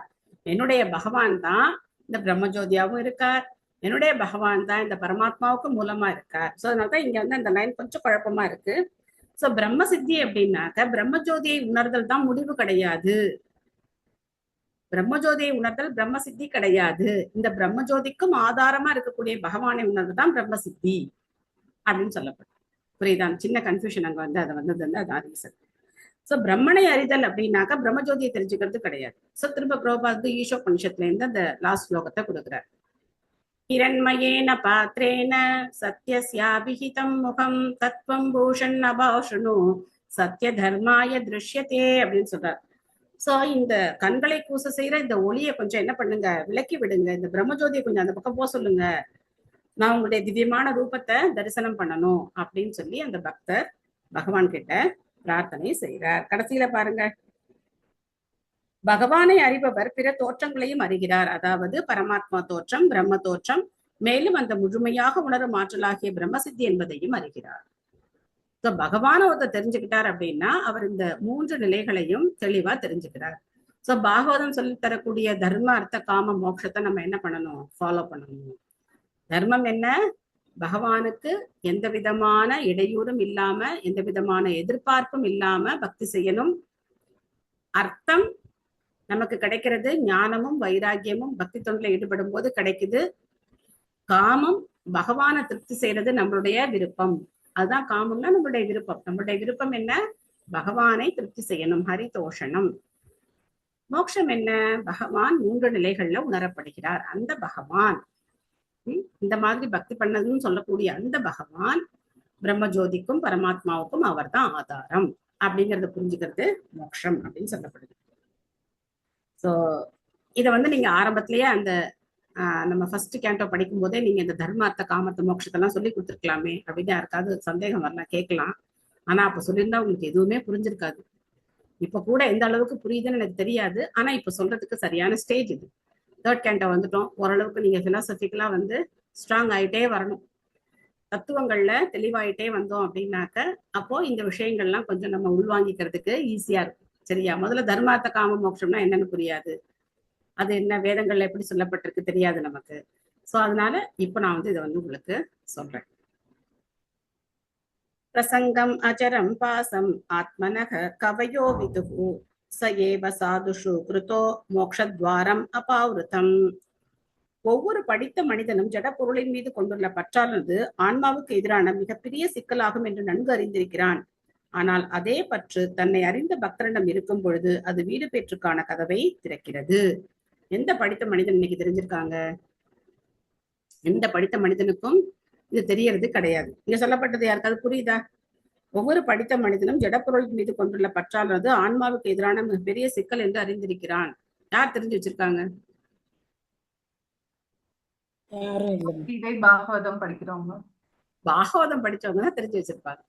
மற்றபடி ஜட உலக படிப்புல இருக்கிறவங்க எல்லாம் இந்த மாதிரி பௌதிக விஷயங்கள்ல பற்றோட இருக்கிறது தான் உயர்ந்தது, அதை அடையறதுக்கான முயற்சி தான் வாழ்க்கையே அப்படின்னு தான் நினைக்கிறாங்க.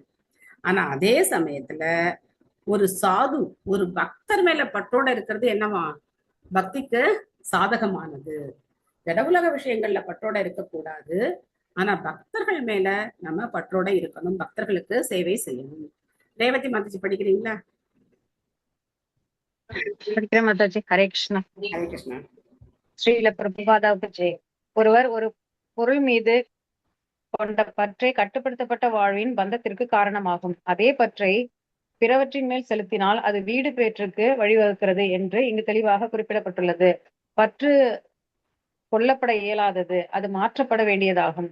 ஜட உலக பொருள்களுக்கான பற்று உலகியல் உணர்வு நிலை என்றும், கிருஷ்ணர் அல்லது அவர் பக்தருக்கான பற்று கிருஷ்ண உணர்வு நிலை என்றும் அழைக்கப்படும். அதனால் உணர்வு நிலை பற்றுதலின் தளமாகும். நாம் உலக உணர்விலிருந்து கிருஷ்ண உணர்வு நிலையை தூய்மைப்படுத்தும் பொழுது விடுதலை அடைகிறோம் என்று இங்கு தெளிவாக குறிப்பிடப்பட்டுள்ளது. ஒருவர் பற்றை விட்டுவிட வேண்டும் என்று கூறப்பட்டிருப்பினும் ஆசையின்மை என்பது உயிர்களுக்கு சாத்தியமானது அல்ல. உயிரினம் அமைப்பினால் சிலவற்றை சார்ந்து இருக்கும் மனப்பாங்கு உடையது. சிலருக்கு பற்றுக்கொள்ள பொருள் இல்லை என்றால், அவருக்கு குழந்தைகள் இல்லை என்றால் அவர் தன் பற்றை பூனை நாய்களிடம் மாற்றுவார். இது பற்றுக்கான மனப்பாங்கு நிறுத்தப்பட இயலாதது என்பதை குறிக்கிறது. அது சிறந்த நோக்கத்திற்காக பயன்படுத்தப்பட வேண்டும். ஜட உலக பொருள்களுக்கான நம் பற்று நம் கட்டுப்பட்ட நிலையை நீடிக்க செய்கிறது. ஆனால் அதே பற்று பரமபுருஷ பகவானிடம் அல்லது அவர் பக்தரிடம் மாற்றப்படும் பொழுது அது வீடு பேற்றிற்குரிய ஆதாரம் ஆகும். பற்று தன்னை அறிந்த பக்தர்களாகிய சாதுக்களிடம் மாற்றப்பட வேண்டும் என்று இங்கு பரிந்துரைக்கப்படுகிறது. சாது என்பவர் யார்? சாது என்பவர் காவி உடை அல்லது நீண்ட தாடி கொண்ட சாதாரண மனிதர் இல்லை. சாது என்பவர் தயக்கமின்றி பக்தி தொண்டில் ஈடுபடுபவர் என்று பகவத்கீதையில் வர்ணிக்கப்பட்டுள்ளது. ஒருவர் பக்தி தொண்டின் விதிகள் ஒழுங்குமுறைகளை கண்டிப்புடன் பின்பற்றாமல் இருந்தாலும் அவர் தயக்கமின்றி பரமனாகிய கிருஷ்ணரிடம் முழு நம்பிக்கை வைத்தால் அவர் சாது என்று புரிந்து கொள்ளப்படுகிறார். சாது ஏவ ச மந்தவ்யஹ. சாது என்பவர் பக்தி தொண்டை கண்டிப்புடன் பின்பற்றுபவர். ஒருவர் பிரம்மன் அல்லது ஆன்மீக முழுமையாக உணர்ந்து கொள்ள விரும்பினால் அவருடைய பற்று சாதுவிடம் அல்லது பக்தரிடம் மாற்றப்பட வேண்டும் என்பது இங்கு பரிந்துரைக்கப்படுகிறது. பகவான் சைத்தன்யரும் இதை உறுதிப்படுத்தினார். லவ மாத்திர சாது சங்கே சர்வ சித்தி கயக. சாதுவுடன் ஒரு கன நேர தொடர்பு கொள்வதால் ஒருவர் முழுமை அடைய முடியும். மகாத்மா என்பது சாதுவின் ஒரு பொருட்பன்மொழி ஆகும். மகாத்மாவிடம் அல்லது பகவானின் உயர்ந்த பக்தரிடம் செய்யும் தொண்டு துவாரம் ஆகூர் விமுக்தேக, விடுதலைக்கான ராஜ வழியாகும் என்று கூறப்படுகிறது. மகத் சேவான் துவாரம் ஆகுர் விமுக்தேஸ்தமோ துவாரம் யோஷிதாம் சங்கி சங்கம். பாகவதம் 5.5.2. ஜட உலகத்தாருக்கு செய்யும் தொண்டு எதிர் விளைவை தரும். யாரேனும் ஒரு முழுமையான ஜட உலகத்தாருக்கு அல்லது புலனின்பத்தில் ஈடுபட்டவருக்கு தொண்டு செய்தால் பின்னர் அம்மாதிரியானவருடன் கொள்ளும் தொடர்பால் நரகத்தின் கதவு திறக்கப்படுகிறது. அதே கொள்கை இங்கு உறுதி செய்யப்படுகிறது. பக்தரிடம் உள்ள பற்று பகவானின் தொண்டிற்கான பற்றாகும். ஏனெனில் ஒருவர் சாதுவிடம் தொடர்பு கொண்டால் முடிவு என்னவெனில் சாது அவருக்கு எவ்வாறு பகவானின் பக்தராக வழிபாடு செய்பவராக ஊழியராக ஆகலாம் என்று கற்றுத்தருவார். இவையே சாதுவின் பரிசுகளாகும். நாம் சாதுவுடன் தொடர்பு கொள்ள விரும்பினால் அவர் நம் ஜட உலக நிலையை எவ்வாறு முன்னேற்ற வேண்டும் என்று அறிவுரை தருவார் என்று நாம் எதிர்பார்க்க முடியாது. ஆனால் ஜட உலக கவர்ச்சியாகிற மாசின் முடிச்சை எவ்வாறு அறுக்க வேண்டும் என்றும் அறிவுரைகள் தருவார். அதுவே சாதுவுடன் கொள்ளும் தொடர்பின் விளைவாகும். முதலில் கபில முனிவர் வீடு பேற்றுக்கான வழி அத்தகைய தொடர்புடன் தொடங்குகிறது என்று அறிவுறுத்துகிறார். ஹரே கிருஷ்ணா. தேங்க்யூ மாதாஜி. ஹரே கிருஷ்ணா. ஸோ பற்றுதல் இல்லாம நம்மளால இருக்க முடியாது. ஏதாவது ஒரு பொருள் மேல நமக்கு பற்று இருந்துகிட்டே தான் இருக்கும். நம்ம பார்க்கலாம் இல்லையா, எத்தனை பேர் எத்தனை பொருள் மேல பற்று வச்சிருக்காங்க அப்படின்னு பார்க்கலாம். நாயை பிடிச்சிட்டு போறவங்க இருக்காங்க, இல்ல என்னென்னமோ எது மேலேயோ பற்று வச்சிருக்கிறவங்க எல்லாம் இருக்காங்க. அது நம்மளால கற்பனை கூட பண்ணி பார்க்க முடியாது. அந்த மாதிரி பற்று இருக்கிறவங்க எல்லாம் இருக்காங்க. சோ அதனால பற்றுதலை நம்மளால நிறுத்த முடியாது. யார் மேல பற்றுதல் வைக்கணும்? பகவான் அல்லது பகவத் பக்தர்கள் மேல பற்றுதல் வைக்கணும். எந்த பக்தர் மேல நம்ம பற்றுதல் வைக்கலாம் சொல்லுங்க? யார் மேல பற்றுதல் வைக்கலாம்? பிரபுபாதர் மேல நம்ம பற்றுதல் வைக்கணும். நம்மளுடைய பற்று யார் மேல இருக்கணும்? பிரபுபாதர் மேல இருக்கணும். நீங்க பிரபுபாதருடைய சிஷ்யர்கள் பேசும்போது பாத்தீங்கன்னா வார்த்தைக்கு 100 பிரபுபாதர் வந்துருவாங்க. பிரபுபாதர் எப்பவுமே கிருஷ்ணா கிருஷ்ணா கிருஷ்ணான்னு சொல்லிட்டே இருப்பாரு. பிரபுபாதருடைய சிஷ்யர்கள் என்ன சொல்லிட்டே இருக்காங்க? பிரபுபாத் சொல்லிட்டே இருக்காங்க. சோ அவங்களுக்கு கிருஷ்ணா கூட கிடையாது. யார்தான் அவங்களுக்கு முக்கியம்? பிரபுபாதர் தான் முக்கியம். சோ அந்த மாதிரி நாமளும் அந்த உறுதியான பற்றுதலை பிரபுபாதர் மேல நம்ம வர வச்சுக்கணும். டெய்லி பிரபுபாதருடைய அந்த குரு பூஜா, அந்த ஸ்ரீ குரு சரணா பத்மா கேவல பகதி சத்மா பந்த மோயி சாவதான மாதே, அந்த கீர்த்தனத்தை பாடி பிரபுபாதருக்கு ஒரு ஊதுபத்தியாவது நம்ம என்ன பண்ணணும்? ஆர்த்தி. சோ அதுல பாத்தீங்கன்னா அருமையா நரசிம்மதாஸ் தாக்கூர் பாடியிருப்பார். குருவுடைய ஆன்மீக குருவுடைய பெருமைகள் பாடியிருப்பார். சோ அது மாதிரி பிரபுபாதருடைய அவர் மேல பற்றுதல் வச்சாலே நம்ம எங்க போலாம்? பகவான் அடையலாம். சோ பிரபுபாத் சொல்றாரு பாருங்க, ஒரு சாது கிட்ட போய் எனக்கு பிசினஸ் சரியில்லை, கொஞ்சம் டல்லா இருக்கு, என்னுடைய பிசினஸ் கோடி கோடியா எனக்கு லாபம் கிடைக்கணும், அதுக்கு ஏதாவது ஒரு வரம் கொடுங்க அப்படிலாம் போய் கேட்க கூடாதுன்னு சொல்லுங்க. அப்படி கேட்கணும்னு சொல்றாரா கேட்க கூடாதுன்னு சொல்றாரா? என்ன சொல்றாரு? கேட்க கூடாதுன்னு சொல்றாரு. லௌகிக விஷயங்களுக்காக சாதுக்கள் கிட்ட போகக்கூடாது அப்படின்னு சொல்றாரு. இன்னைக்கு இருக்கிற உலகத்துல பார்த்தோம் அப்படின்னா இந்த லௌகிக விஷயங்களை வச்சுதான் ஒருத்தர் கடவுள் ஆயிடுறாரு இல்லையா? இந்த லௌகிக விஷயங்கள் அங்க போனா எனக்கு அது நடக்குது இது நடக்குதுனால கடவுள் அப்படின்னு நான் சொல்றாங்க. சோ இந்த ஜட உலக பற்றுல இருந்து யார் நம்மளை விடுவிக்கிறாங்களோ அவங்கதான் சாது. திரும்ப திரும்ப இந்த ஜட உலகத்துல சிக்க வைக்கிறவங்க யாரு கிடையாது? சாது கிடையாது அப்படிங்கிறத சொல்றாரு. அடுத்த ஸ்லோகம் அற்புதமான ஸ்லோகம், கண்டிப்பா எல்லாரும் மெமரைஸ் பண்ணியே ஆக வேண்டிய ஸ்லோகம். அந்த சாது எப்படி இருப்பார், அவருடைய அடையாளங்கள் என்ன அப்படிங்கிறத சொல்ற. எனக்கு ரொம்ப பிடிச்ச ஸ்லோகம்.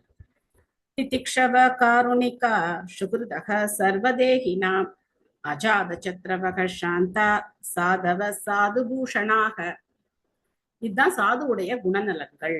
சாது அப்படின்னா பிரபுபாத் சொன்ன போன பொருள் இல்ல, கொண்டையை போட்டுட்டு மணி போட்டுட்டு என்ன வேஷம் போட்டுட்டுலாம் இருக்க மாட்டார். சாது பூஷணம்.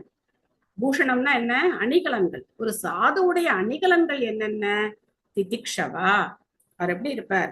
சகிப்புத்தன்மையோட பொறுமையா இருப்பார். காருணிகா, ரொம்ப கருணை மிக்கவரா இருப்பார். சுகிருத சர்வதேகினாம், எல்லா ஜீவராசிகள் மேலேயும் அவர் எப்படி இருப்பார்? நலம் விரும்பியா இருப்பார்.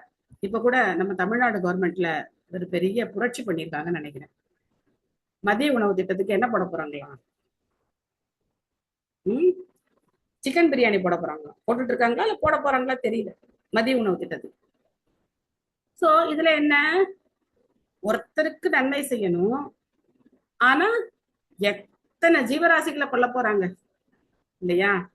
ஆனா ஒரு சாது சுகிருதக சர்வதேகினாம், எல்லா ஜீவன்களுடைய நலம் விரும்பியா இருப்பார். அவர் வந்து ஒருத்தருக்கு நன்மை செய்து ஒருத்தரை கொல்ல மாட்டார். எல்லாருடைய நலம் விரும்பியா இருப்பார். அஜாத சத்ரவ, அவருக்கு யாரும் எதிரிகளே கிடையாது. சாந்த, அவர் எப்பவுமே எப்படி இருப்பார்? ரொம்ப அமைதியா இருப்பார். சாதவ, அவருக்கு வேத சாஸ்திரங்கள் மேல அசைக்க முடியாத நம்பிக்கை இருக்கும். சாது பூஷணாக, இதெல்லாம் தான் ஒரு சாதுவுடைய அணிகலன்கள். அவர் எப்படி அழகுபடுத்திக்கிறார் தன்னை? ஒரு சாது அப்படின்னா திதிக்ஷவ, காருணிகா, சுகுருத சர்வதேகினா, அஜாத சித்திரவக, சாந்த, சாதவ, சாது பூஷணா, இப்படித்தான் அந்த சாது தன்னை அலங்கரிச்சுக்கிறார். ஹேமலதா மதத்தை படிக்கிறீங்களா? இது மொழிபெயர்ப்பு படிக்கல, படிச்சுட்டேன். சாதுவின் அடையாளங்கள் என்னவென்றால், அவர் எல்லா வாழும் உயிர்களிடமும் கொள்ளும் சகிப்புத்தன்மை, கருணை, தோழமை ஆகும். அவருக்கு எதிரிகள் இல்லை. அவர் அமைதியானவர், புனித நூல்களை பின்பற்றுபவர், அவரின் எல்லா தனிப்பண்புகளும் விழுமியவை. ஓகே, பொருளுரை படிங்க. ஹரே கிருஷ்ண மாதாஜி. பொருளுரை வழங்கிய ஸ்ரீல பிரபுபாதருக்கு ஜெய். மேலே வர்ணிக்கப்பட்டது போல சாது என்பவர் பகவானின் பக்தர் ஆவார். அதனால் அவருடைய அக்கறை பகவானிடம் பக்தி தொண்டு செய்வது பற்றிய அறிவொளியை மக்களிடம் ஏற்படுத்துவது ஆகும். அதுவே அவர் கருணையாகும். பகவானுக்கு பக்தி தொண்டு புரியாத மனவாழ்வு பால் என்று அவர் அறிவார். ஒரு பக்தர் நாடு முழுவதும் பயணம் செய்து வீடு வீடாக சென்று கிருஷ்ண உணர்வுக்குள் பகவான் கிருஷ்ணர் பக்தராக இருங்கள். உங்கள் மிருக மனப்பண்பை நிறைவு செய்வதால் உங்கள் வாழ்வை பாழாக்கி கொள்ளாதீர்கள். மனித வாழ்வு என்பது தன்னை உணர்தலுக்காக அல்லது கிருஷ்ண உணர்வு கொள்வதற்காக உள்ளது என்று பிரச்சாரம் செய்கிறார். இவை ஒரு சாதுவின் பிரச்சாரம் ஆகும். அவர் ஒரு தனிப்பட்ட வீடு பேறு பற்றி திருப்தி அடைவதில்லை. அவர் எப்பொழுதும் மற்றவர்கள் பற்றியே நினைக்கிறார். அவர் பாபம் செய்த அனைத்து ஆத்மாக்களின் மேல் மிகவும் அன்பான மனிதர். அதனால் அவருடைய தகுதிகளில் ஒன்று காருணிகா, கீழே விழுந்த ஆத்மாக்களிடம் கருணை கொள்ளுதல் ஆகும். பிரச்சாரத்தில் ஈடுபடும் பொழுது அவர் பல்வேறு எதிர்ப்பு சக்திகளை சந்திக்க வேண்டி வரும். அதனால் சாது அல்லது பகவானின் பக்தர் சகிப்புத்தன்மை உடையவராக இருத்தல் வேண்டும். சிலர் அவரை கொடுமைப்படுத்தலாம். ஏனென்றால் கட்டுப்படுத்தப்பட்ட ஆத்மாக்கள் பக்தி தொண்டின் தெய்வீக அறிவை பெற தயாராக இல்லை. அவர்கள் அதை விரும்பவில்லை. அது அவர்கள் நோய். சாது பக்தி தொண்டின் முக்கியத்துவத்தை அவர்கள் பதிய செய்யும் நன்றிக்கு அப்பாற்பட்ட வேலையை மேற்கொள்கிறார்கள். சில சமயம் பக்தர்கள் வன்முறையால் பாதிக்கப்படுகிறார்கள். இயேசு கிறிஸ்து சிலுவையில் அறையப்பட்டார். ஹரிதாச தாகூர் 22 அங்காடி இடங்களில் அடிக்கப்பட்டார். சைத்தன்ய பிரபுவின் தலைமை உதவியாளர் நித்யானந்த ஜஹாய் மற்றும் மாத்தாய் என்பவர்களால் வன்முறையை தாக்கப்பட்டார். ஆனால் அவர்கள் அக்கொடுமைகள் எல்லாம் சகித்து கொண்டனர். ஏனென்றால் அவர்களின் சமய பணியை பாபம் செய்த ஆத்மாக்களை கடைத்தேற்றுவதாகும். சாதுவின் தகுதிகளில் ஒன்று என்னவென்றால் அவர் சகிப்புத்தன்மை உள்ளவர். பாபம் செய்த ஆத்மாக்களிடம் கருணை உள்ளவர். அவர் கருணை படைத்தவர். ஏனென்றால் அவர் வாழும் உயிரினங்கள் நலனை விரும்புகின்றார். அவர் மனித சமுதாயத்திற்கு மட்டுமின்றி விலங்கு சமுதாயத்திற்கும் நலன் விரும்பி ஆவார். சர்வதேகினாம் என்பது ஜடவுலக உடல்களை ஏற்றுக்கொண்ட எல்லா உயிரினங்களையும் குறிக்கிறது என்று இங்கு குறிப்பிடப்படுகிறது. மனித உயிரினம் மட்டுமே அல்லாமல் பூனைகள், நாய்கள் போன்ற பிற வாழும் உயிரினங்கள் ஜடவுலக உடல்களை பெற்றுள்ளன. பகவான் பக்தர் எல்லோரிடமும் பூனைகள், நாய்கள், மரங்கள் முதலின கணை கொண்டவர். அவர் எல்லா வாழும் உயிரினங்களும் இறுதியாக இந்த ஜடவுலக கட்டிலிருந்து விடுபட்ட முக்தி பெறும் விதத்தில் அவர்களை நடத்துகிறார். சைத்தன்ய பிரபுவின் சீடர்களில் ஒருவராக சிவானந்த சேன ஆன்மீக நிலையில் ஒரு நாயை நடத்தியதன் மூலம் அந்த நாய்க்கு வீடு பேறு அளித்தார். ஒரு சாதுவுடன் கொண்ட தொடர்பினால் ஒரு நாய் முக்தியடைந்தது போன்ற பல நிகழ்ச்சிகள் உள்ளன. ஏனென்றால் ஒரு சாது எல்லா வாழும் உயிரினங்களின் நன்மைக்காக உயர்ந்த இரக்கமுள்ள செயல்களில் ஈடுபடுகிறார். ஒரு சாது யாருக்கும் பகைவராக இல்லாத போதிலும் இந்த உலகம் நன்றி இல்லாததாக இருப்பதால் சாதுவுக்கும் பகைவர்கள் உண்டு. ஒரு எதிரிக்கும் நண்பருக்கும் உள்ள வேறுபாடு என்ன? வேறுபாடு நடத்தையில் உள்ளது. ஒரு சாது எல்லா கட்டுப்படுத்த ஆத்மாக்களுடன் அவர்கள் இந்த உலக கட்டிலிருந்து இறுதியாக விடுதலை பெறும்படி நடத்தி கொள்கிறார். அதனால் ஒரு கட்டுப்படுத்தப்பட்ட ஆத்மாவை விடுவிப்பதில் ஒரு சாதுவை விட யாரும் அதிக நட்புடன் இருக்க முடியாது. சாது அமைதியானவர். அவர் மௌனமாக அமைதியாக புனித நூல்களின் கோட்பாடுகளை பின்பற்றுவார். சாது என்றால் புனித நூல்களின் கோட்பாடுகளை பின்பற்றுபவர். அதே சமயம் பகவானின் பக்தர் என்று பொருள். புனித நூல்களின் கோட்பாடுகளை உண்மையாக பின்பற்றுபவர்கள் பகவானின் பக்தராக இருக்க வேண்டும். ஏனென்றால் எல்லா சாஸ்திரங்களும் பரமபுருஷ பகவானின் ஆணைகளுக்கு கீழ்ப்படிய வேண்டும் என்று அறிவுறுத்தப்படுகின்றன.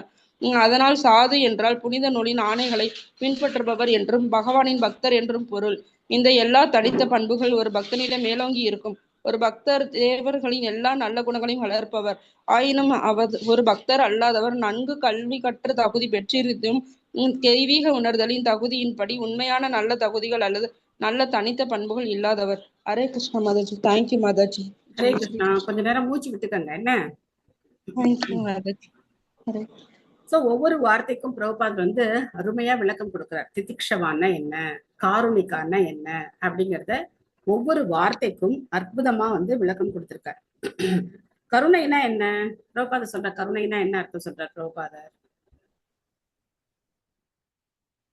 கருணைக்கான விளக்கமா என்ன சொல்லியிருக்கார் பிரபுபாதர் இந்த பொருளுரை? பிரச்சாரம் செய்யறப்போ நிறைய பேர் பிரச்சாரம் தான் கருணை. மற்ற ஜீவராசிகள் மேல நம்ம கருணை காட்டுறோம் அப்படின்னா நம்ம என்ன செய்யணும்? பிரச்சாரம் செய்யணும். பிரச்சாரம் தான் ஒருத்தரை இந்த ஜடவுலக வாழ்க்கையிலேருந்து விடுவிக்கும். சோ அவருக்கு நம்ம ஒரு உதவி செய்யறோம். இல்ல நாங்க சொல்லி பாக்குறோம், யாரும் எடுத்துக்க மாட்டேங்கிறாங்க, நாங்க சொல்லிட்டே தான் இருக்கோம், யாரும் கேட்க மாட்டேங்கிறாங்க, அதை பத்தி எல்லாம் நம்ம கவலைப்பட வேண்டாம். நம்மளுடைய கடமை என்னது? பிரச்சாரம் செய்யணும், பகவான்கிட்ட பிரார்த்தனை பண்ணிக்கணும். சோ நான் இந்த மாதிரி ஒரு குரூப்ல பிரச்சாரம் பண்றேன், அவங்க எல்லாம் நல்ல பக்தர்களா உங்களுடைய புனித நாமத்தை அவங்க எல்லாரும் ஜபம் பண்ணணும் அப்படின்னு சொல்லி நம்ம பகவான்கிட்ட பிரார்த்தனை பண்ணிக்கணும். அதுதான் நம்மளால பண்ண முடியும். நான் எல்லாரையும் மாத்திடுவேன், நான் இவ்வளவு பேருக்கு அதெல்லாம் நம்மளால பண்ண முடியாது. நம்ம முயற்சி பண்ணலாம். எடுத்துக்கிறது எடுத்துக்காதது அவங்களுடைய விருப்பம், அவங்களுடைய சுதந்திரம். ஆனா நாம என்ன பண்ணணும்? பிரச்சாரம் பண்ணிக்கிட்டே இருக்கணும். சோ அப்போ ஒவ்வொரு வார்த்தையும் பாத்தீங்கன்னா ஒவ்வொரு வார்த்தைக்கும் பிரபுபாதர் அர்த்தம் சொல்றார். இயேசு கிறிஸ்து சிலுவையில் அலையப்பட்டார். அப்போ ஹரிதாஸ் தாக்கூரார் இந்த மாதிரி அவரும் அவரையும் கொடுமைப்படுத்தினாங்க. அவங்களுக்கான எதிரிகள் கிடையாது. மற்றவர்கள் அவங்கள எதிரியா நினைக்கலாம், ஆனா பக்தர்கள் யாரையும் எதிரியா நினைக்கிறது கிடையாது. இயேசு கிறிஸ்து என்ன பண்ணாரு? பகவான்கிட்ட பிரார்த்தனை பண்ணிட்டார். இவங்க எல்லாம் அறியாம செய்யறாங்க, இவங்களை மன்னிச்சிடுங்க அப்படின்னு பிரார்த்தனை பண்ணிட்டார். ஹரிதாஸ் தாக்கூராரும் அதே தான் பண்ணார். சோ இவங்க அறியாமையினால என்ன அடிக்கிறாங்க. ஏன்னா ஹரிதாஸ் தாக்கூரார் முகலாய அந்த குடும்பத்துல பிறந்தவர். ஆனா பகவானுடைய நாமத்தை 3 லட்சம் தடவை ஜெபம் செய்யக்கூடியவர். அதனால காசி கோவம் என்ன பண்றாரு? அவரை சாட்டையால அடிக்க சொல்லி உத்தரவு போடுறார். சாகர வரைக்கும் அடிக்க சொல்றார். கடைசியில அந்த காவலாளிகள் அவர்கிட்ட காலில் விழுந்து கெஞ்சுறாங்க, ஐயா நாங்க இத்தனை அடி அடிக்கிறோமே, உங்களுக்கு ஒண்ணுமே ஆகலையா? எங்களுக்கு பயமா இருக்கு, நீங்க சாகலைன்னா அந்த காசி எங்களை கொண்டுடுவோம் அப்படின்னு சொன்னோன்னா ஹரிதாஸ் தாக்கூரார் என்ன சொல்றாரு? என்னை தூக்கி கங்கையில போட்டுருங்க, நான் செத்து போயிட்டேன்னு சொல்லிடுங்க அப்படின்னு சொல்லிடுறாரு. அதுக்கப்புறம் அவர் தூக்கி கங்கையில போட்டுறாங்க. சோ அவருடைய உடல் மிதக்குது. அதை பார்த்து காசி அவர் இறந்துட்டார் அப்படின்னு நினைக்கிறாங்க. ஆனா ஹரிதாஸ் தாக்கூரார் பாட்டுக்கு வந்துகிட்டே இருக்காரு. சோ அது மாதிரி பக்தர்கள் யாரையுமே என்ன நினைக்கிறது கிடையாது, விரோதிகளா நினைக்கிறது கிடையாது. இதெல்லாம் நம்ம பொருத்தி பார்த்துக்கணும். இதெல்லாம் நம்ம கிட்ட இருக்கா அப்படின்னு நம்ம பார்த்துக்கணும். இந்த குணங்கள்லாம் நம்ம கிட்ட இருக்கா அப்படின்னு நம்ம பார்த்துக்கணும்.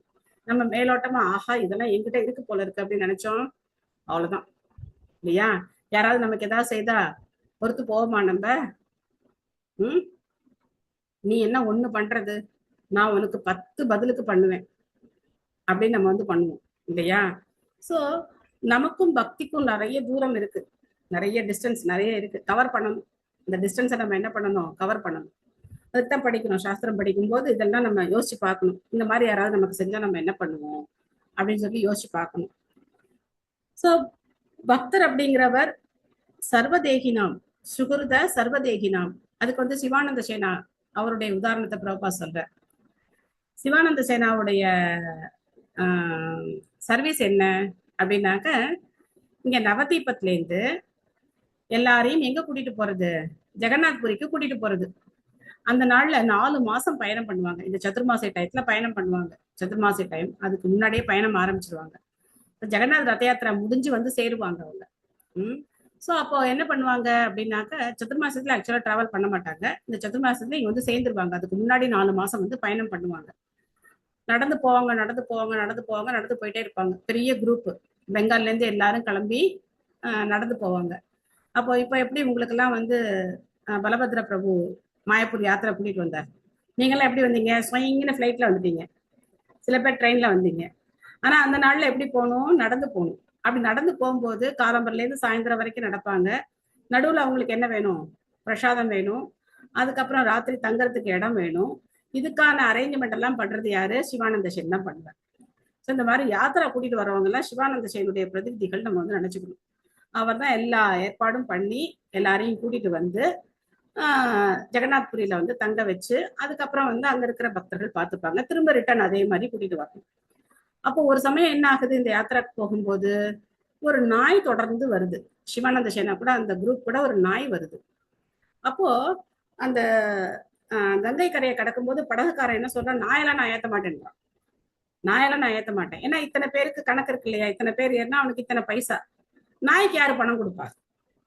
அதனால நாயெல்லாம் நான் ஏத்த மாட்டேன் அப்படின்னு. சிவானந்த சேன் சொல்றா, இல்ல நான் பைசா கொடுக்குறேன் அப்படின்னு சொல்றேன். அந்த நாய்க்கு சேர்த்து நான் பைசா கொடுக்குறேன் அப்படின்னு சொல்றேன். என்ன அந்த நாள்ல இப்பவே 5 ரூபாய் தான். கங்கா கிராஸ் பண்றதுக்கு இப்பவே 5 ரூபாய் தான். அந்த நாள்ல எவ்வளவு கேட்டிருக்க போறாங்க? 500 வருஷத்துக்கு முன்னாடி ஓரணா அரையனா ஏதாவது கேட்டிருப்பாங்க, அவ்வளவுதான். அதுக்கே அந்த படகுக்காரர் வந்து நான் ஏத்த மாட்டேன் அப்படின்னு சொல்றேன். ஆனா சிவானந்த சேன் நான் அந்த பைசாவை நான் கொடுக்குறேன் அப்படின்னு சொல்லி அந்த நாயை ஏத்துறேன். அதே மாதிரி டோல்ல என்ன பண்றாங்க, நாய்க்கும் டோல் அங்கே வந்து வசூல் பண்றாங்க. அதுக்கெல்லாம் பணம் கொடுத்து அந்த நாயை கூட்டிட்டு வர. அப்போ கொஞ்சம் தூரம் வரும்போது பார்த்தா திடீர்னு ஒரு நாள் சாப்பிடும்போது நாய் எங்கன்னு பாக்குறேன், நாயை காணும். நாய் எங்கேயோ போச்சு, காணும். சிவானந்த சேனுக்கு ஒரே வருத்தமா போயிடுது. ஆஹா, நான் என்னுடைய சேவையில தவறு செய்துட்டேன். அந்த நாய் என் கூட வந்துகிட்டே இருந்தது, அந்த பக்தரை நான் சரியா கவனிக்காம விட்டுட்டேன் அப்படின்னு சொல்லிட்டு அன்னைக்கு ஃபுல்லா ஃபாஸ்டிங் இருக்கார். நாயை தேட சொல்லி எல்லா பக்கமும் அனுப்புறாரு. எல்லாரும் திரும்பி வராங்க. நாயை எங்க பார்த்தாலும் எங்கேயும் தேடி நாயை காணுமே அப்படின்னு சொல்லி எல்லாரும் திரும்பி வராங்க. ரொம்ப சோகமா சிவானந்த சேன் வந்து ஜெகநாத்புரியை போய் அடையிறார். ஆனா இவங்க போறதுக்கு முன்னாடி யார் அங்க போயாச்சு, நாய் அங்க போயாச்சு. சைத்தன்ய மகாபிரபு பக்கத்துல அந்த நாய் இருக்கு. மகாபிரபு என்ன செய்யறாரு, அவர் கொஞ்சம் இளநீ சாப்பிட்டுட்டு அந்த இளநீ இந்த தேங்காய் கொஞ்சம் வந்து அந்த நாய்க்கு கொடுக்குறாரு. அந்த நாய் அந்த அந்த உச்சிஷ்டம் அதை சாப்பிட்டு அந்த நாய் வைகுண்டம் போச்சு. சோ அப்போ சிவானந்த சேனுடைய கருணையினால ஒரு சாதாரணமான பாகவத்துல நாய் அப்படிங்கிறது ரொம்ப தாழ்ந்த ஜீவராசி. சாஸ்திரத்தைப்படி நாய் ரொம்ப தாழ்ந்த ஜீவராசி. அது வெளியில தான் வைக்கணும், வீட்டுக்குள்ள வைக்கக்கூடாது. அத கூட வந்து பகவானுடைய வைகுண்டத்துக்கு அனுப்பினாங்க. சோ சுகிருத சர்வதேகினாம், ஒரு பக்தர் அப்படிங்கிறவர் எல்லாருடைய நலம் விரும்பியாவும் இருக்கார் அப்படின்னு நம்ம வந்து பார்க்கணும். சோ இதெல்லாம் தான் வந்து பக்தருடைய சிறப்பான பண்புகள். மணி 5:12 ஆயிடுச்சு. எல்லாரும் ரொம்ப அமைதியா கேட்டுட்டே இருக்கீங்க, டைம் போனதே தெரியாம. Sorry sorry sorry. நீங்க சொன்ன உடனே நாங்க அப்படியே மெய் மறந்து போயிட்டோம். டைம் டைமே பார்க்கவே இல்லை. நான் திடீர்னு இப்பதான் டைம் பார்த்தேன். அடுத்த ஸ்லோகம் படிச்சிடலாமான்ட்டு டைம் பாக்குறேன், 5:12. ஓகே, சாரி சாரி, ரொம்ப டைம் ஆயிடுச்சு. ஓகே, எனிவே உங்களுக்கு ஏதாவது கேள்விகள், சந்தேகங்கள், கருத்துக்கள் ஏதாவது இருக்கா? ஹரே கிருஷ்ணா மாதாஜி. எஸ் பிரபு. மாதாஜி, நாத்திகவாதிகளுக்கும் அஸ்திகளுக்கும் என்ன வித்தியாசம், வேறுபாடு? ரொம்ப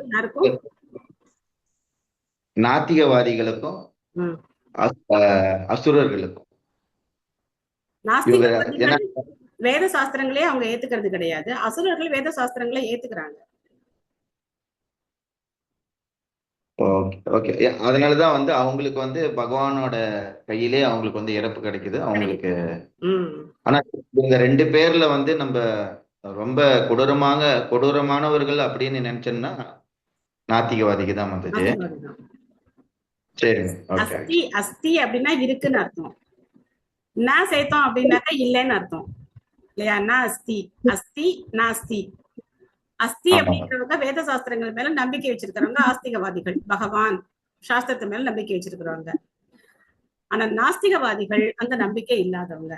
அசுரர்கள் பாத்தீங்கன்னா வேத சாஸ்திரங்கள் மேல அவங்களுக்கு நம்பிக்கை இருக்கும், ஆனா அவங்க பகவான சமயத்துல ஏத்துக்க மாட்டாங்க.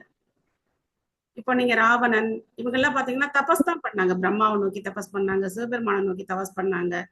சோ அவங்களுக்கு எல்லாம் வேதங்கள்ல நம்பிக்கை இருக்கு, வேத சாஸ்திரங்கள்ல நம்பிக்கை இருக்கு, நம்ம உடல் இல்ல ஆத்மாங்கிறதுலாம் தெரிஞ்சிருக்கு.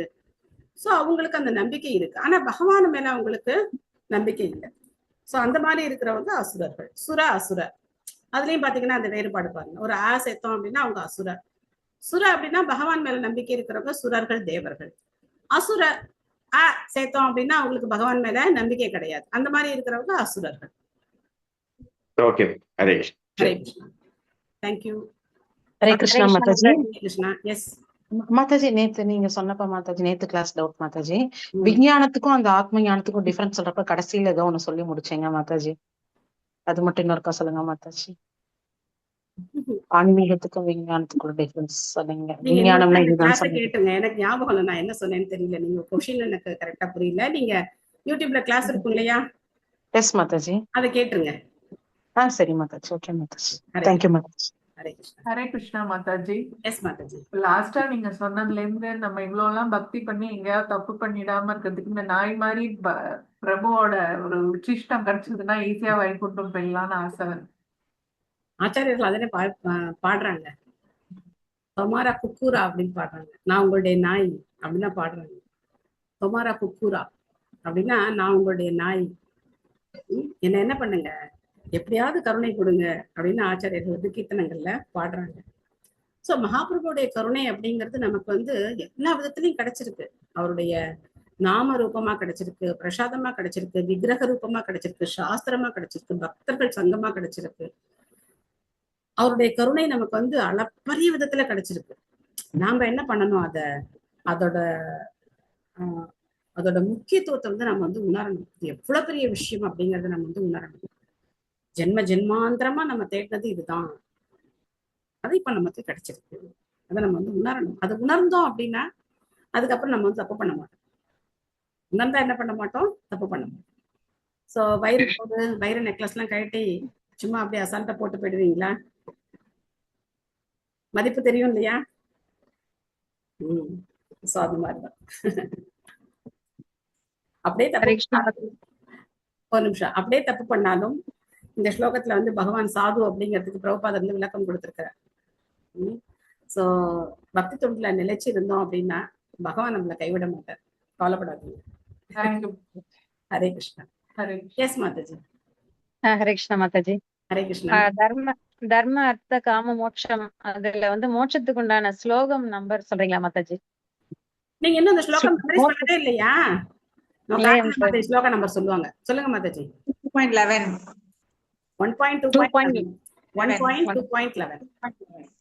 தேங்க்யூ மாதாஜி. ஹரே கிருஷ்ணா. ஓகே. வாஞ்சா கல்பத்தருभ्यश्च कृपा सिन्धुभ्यः एव च पतितानां पावनेभ्यो वैष्णवेभ्यो नमो नमः.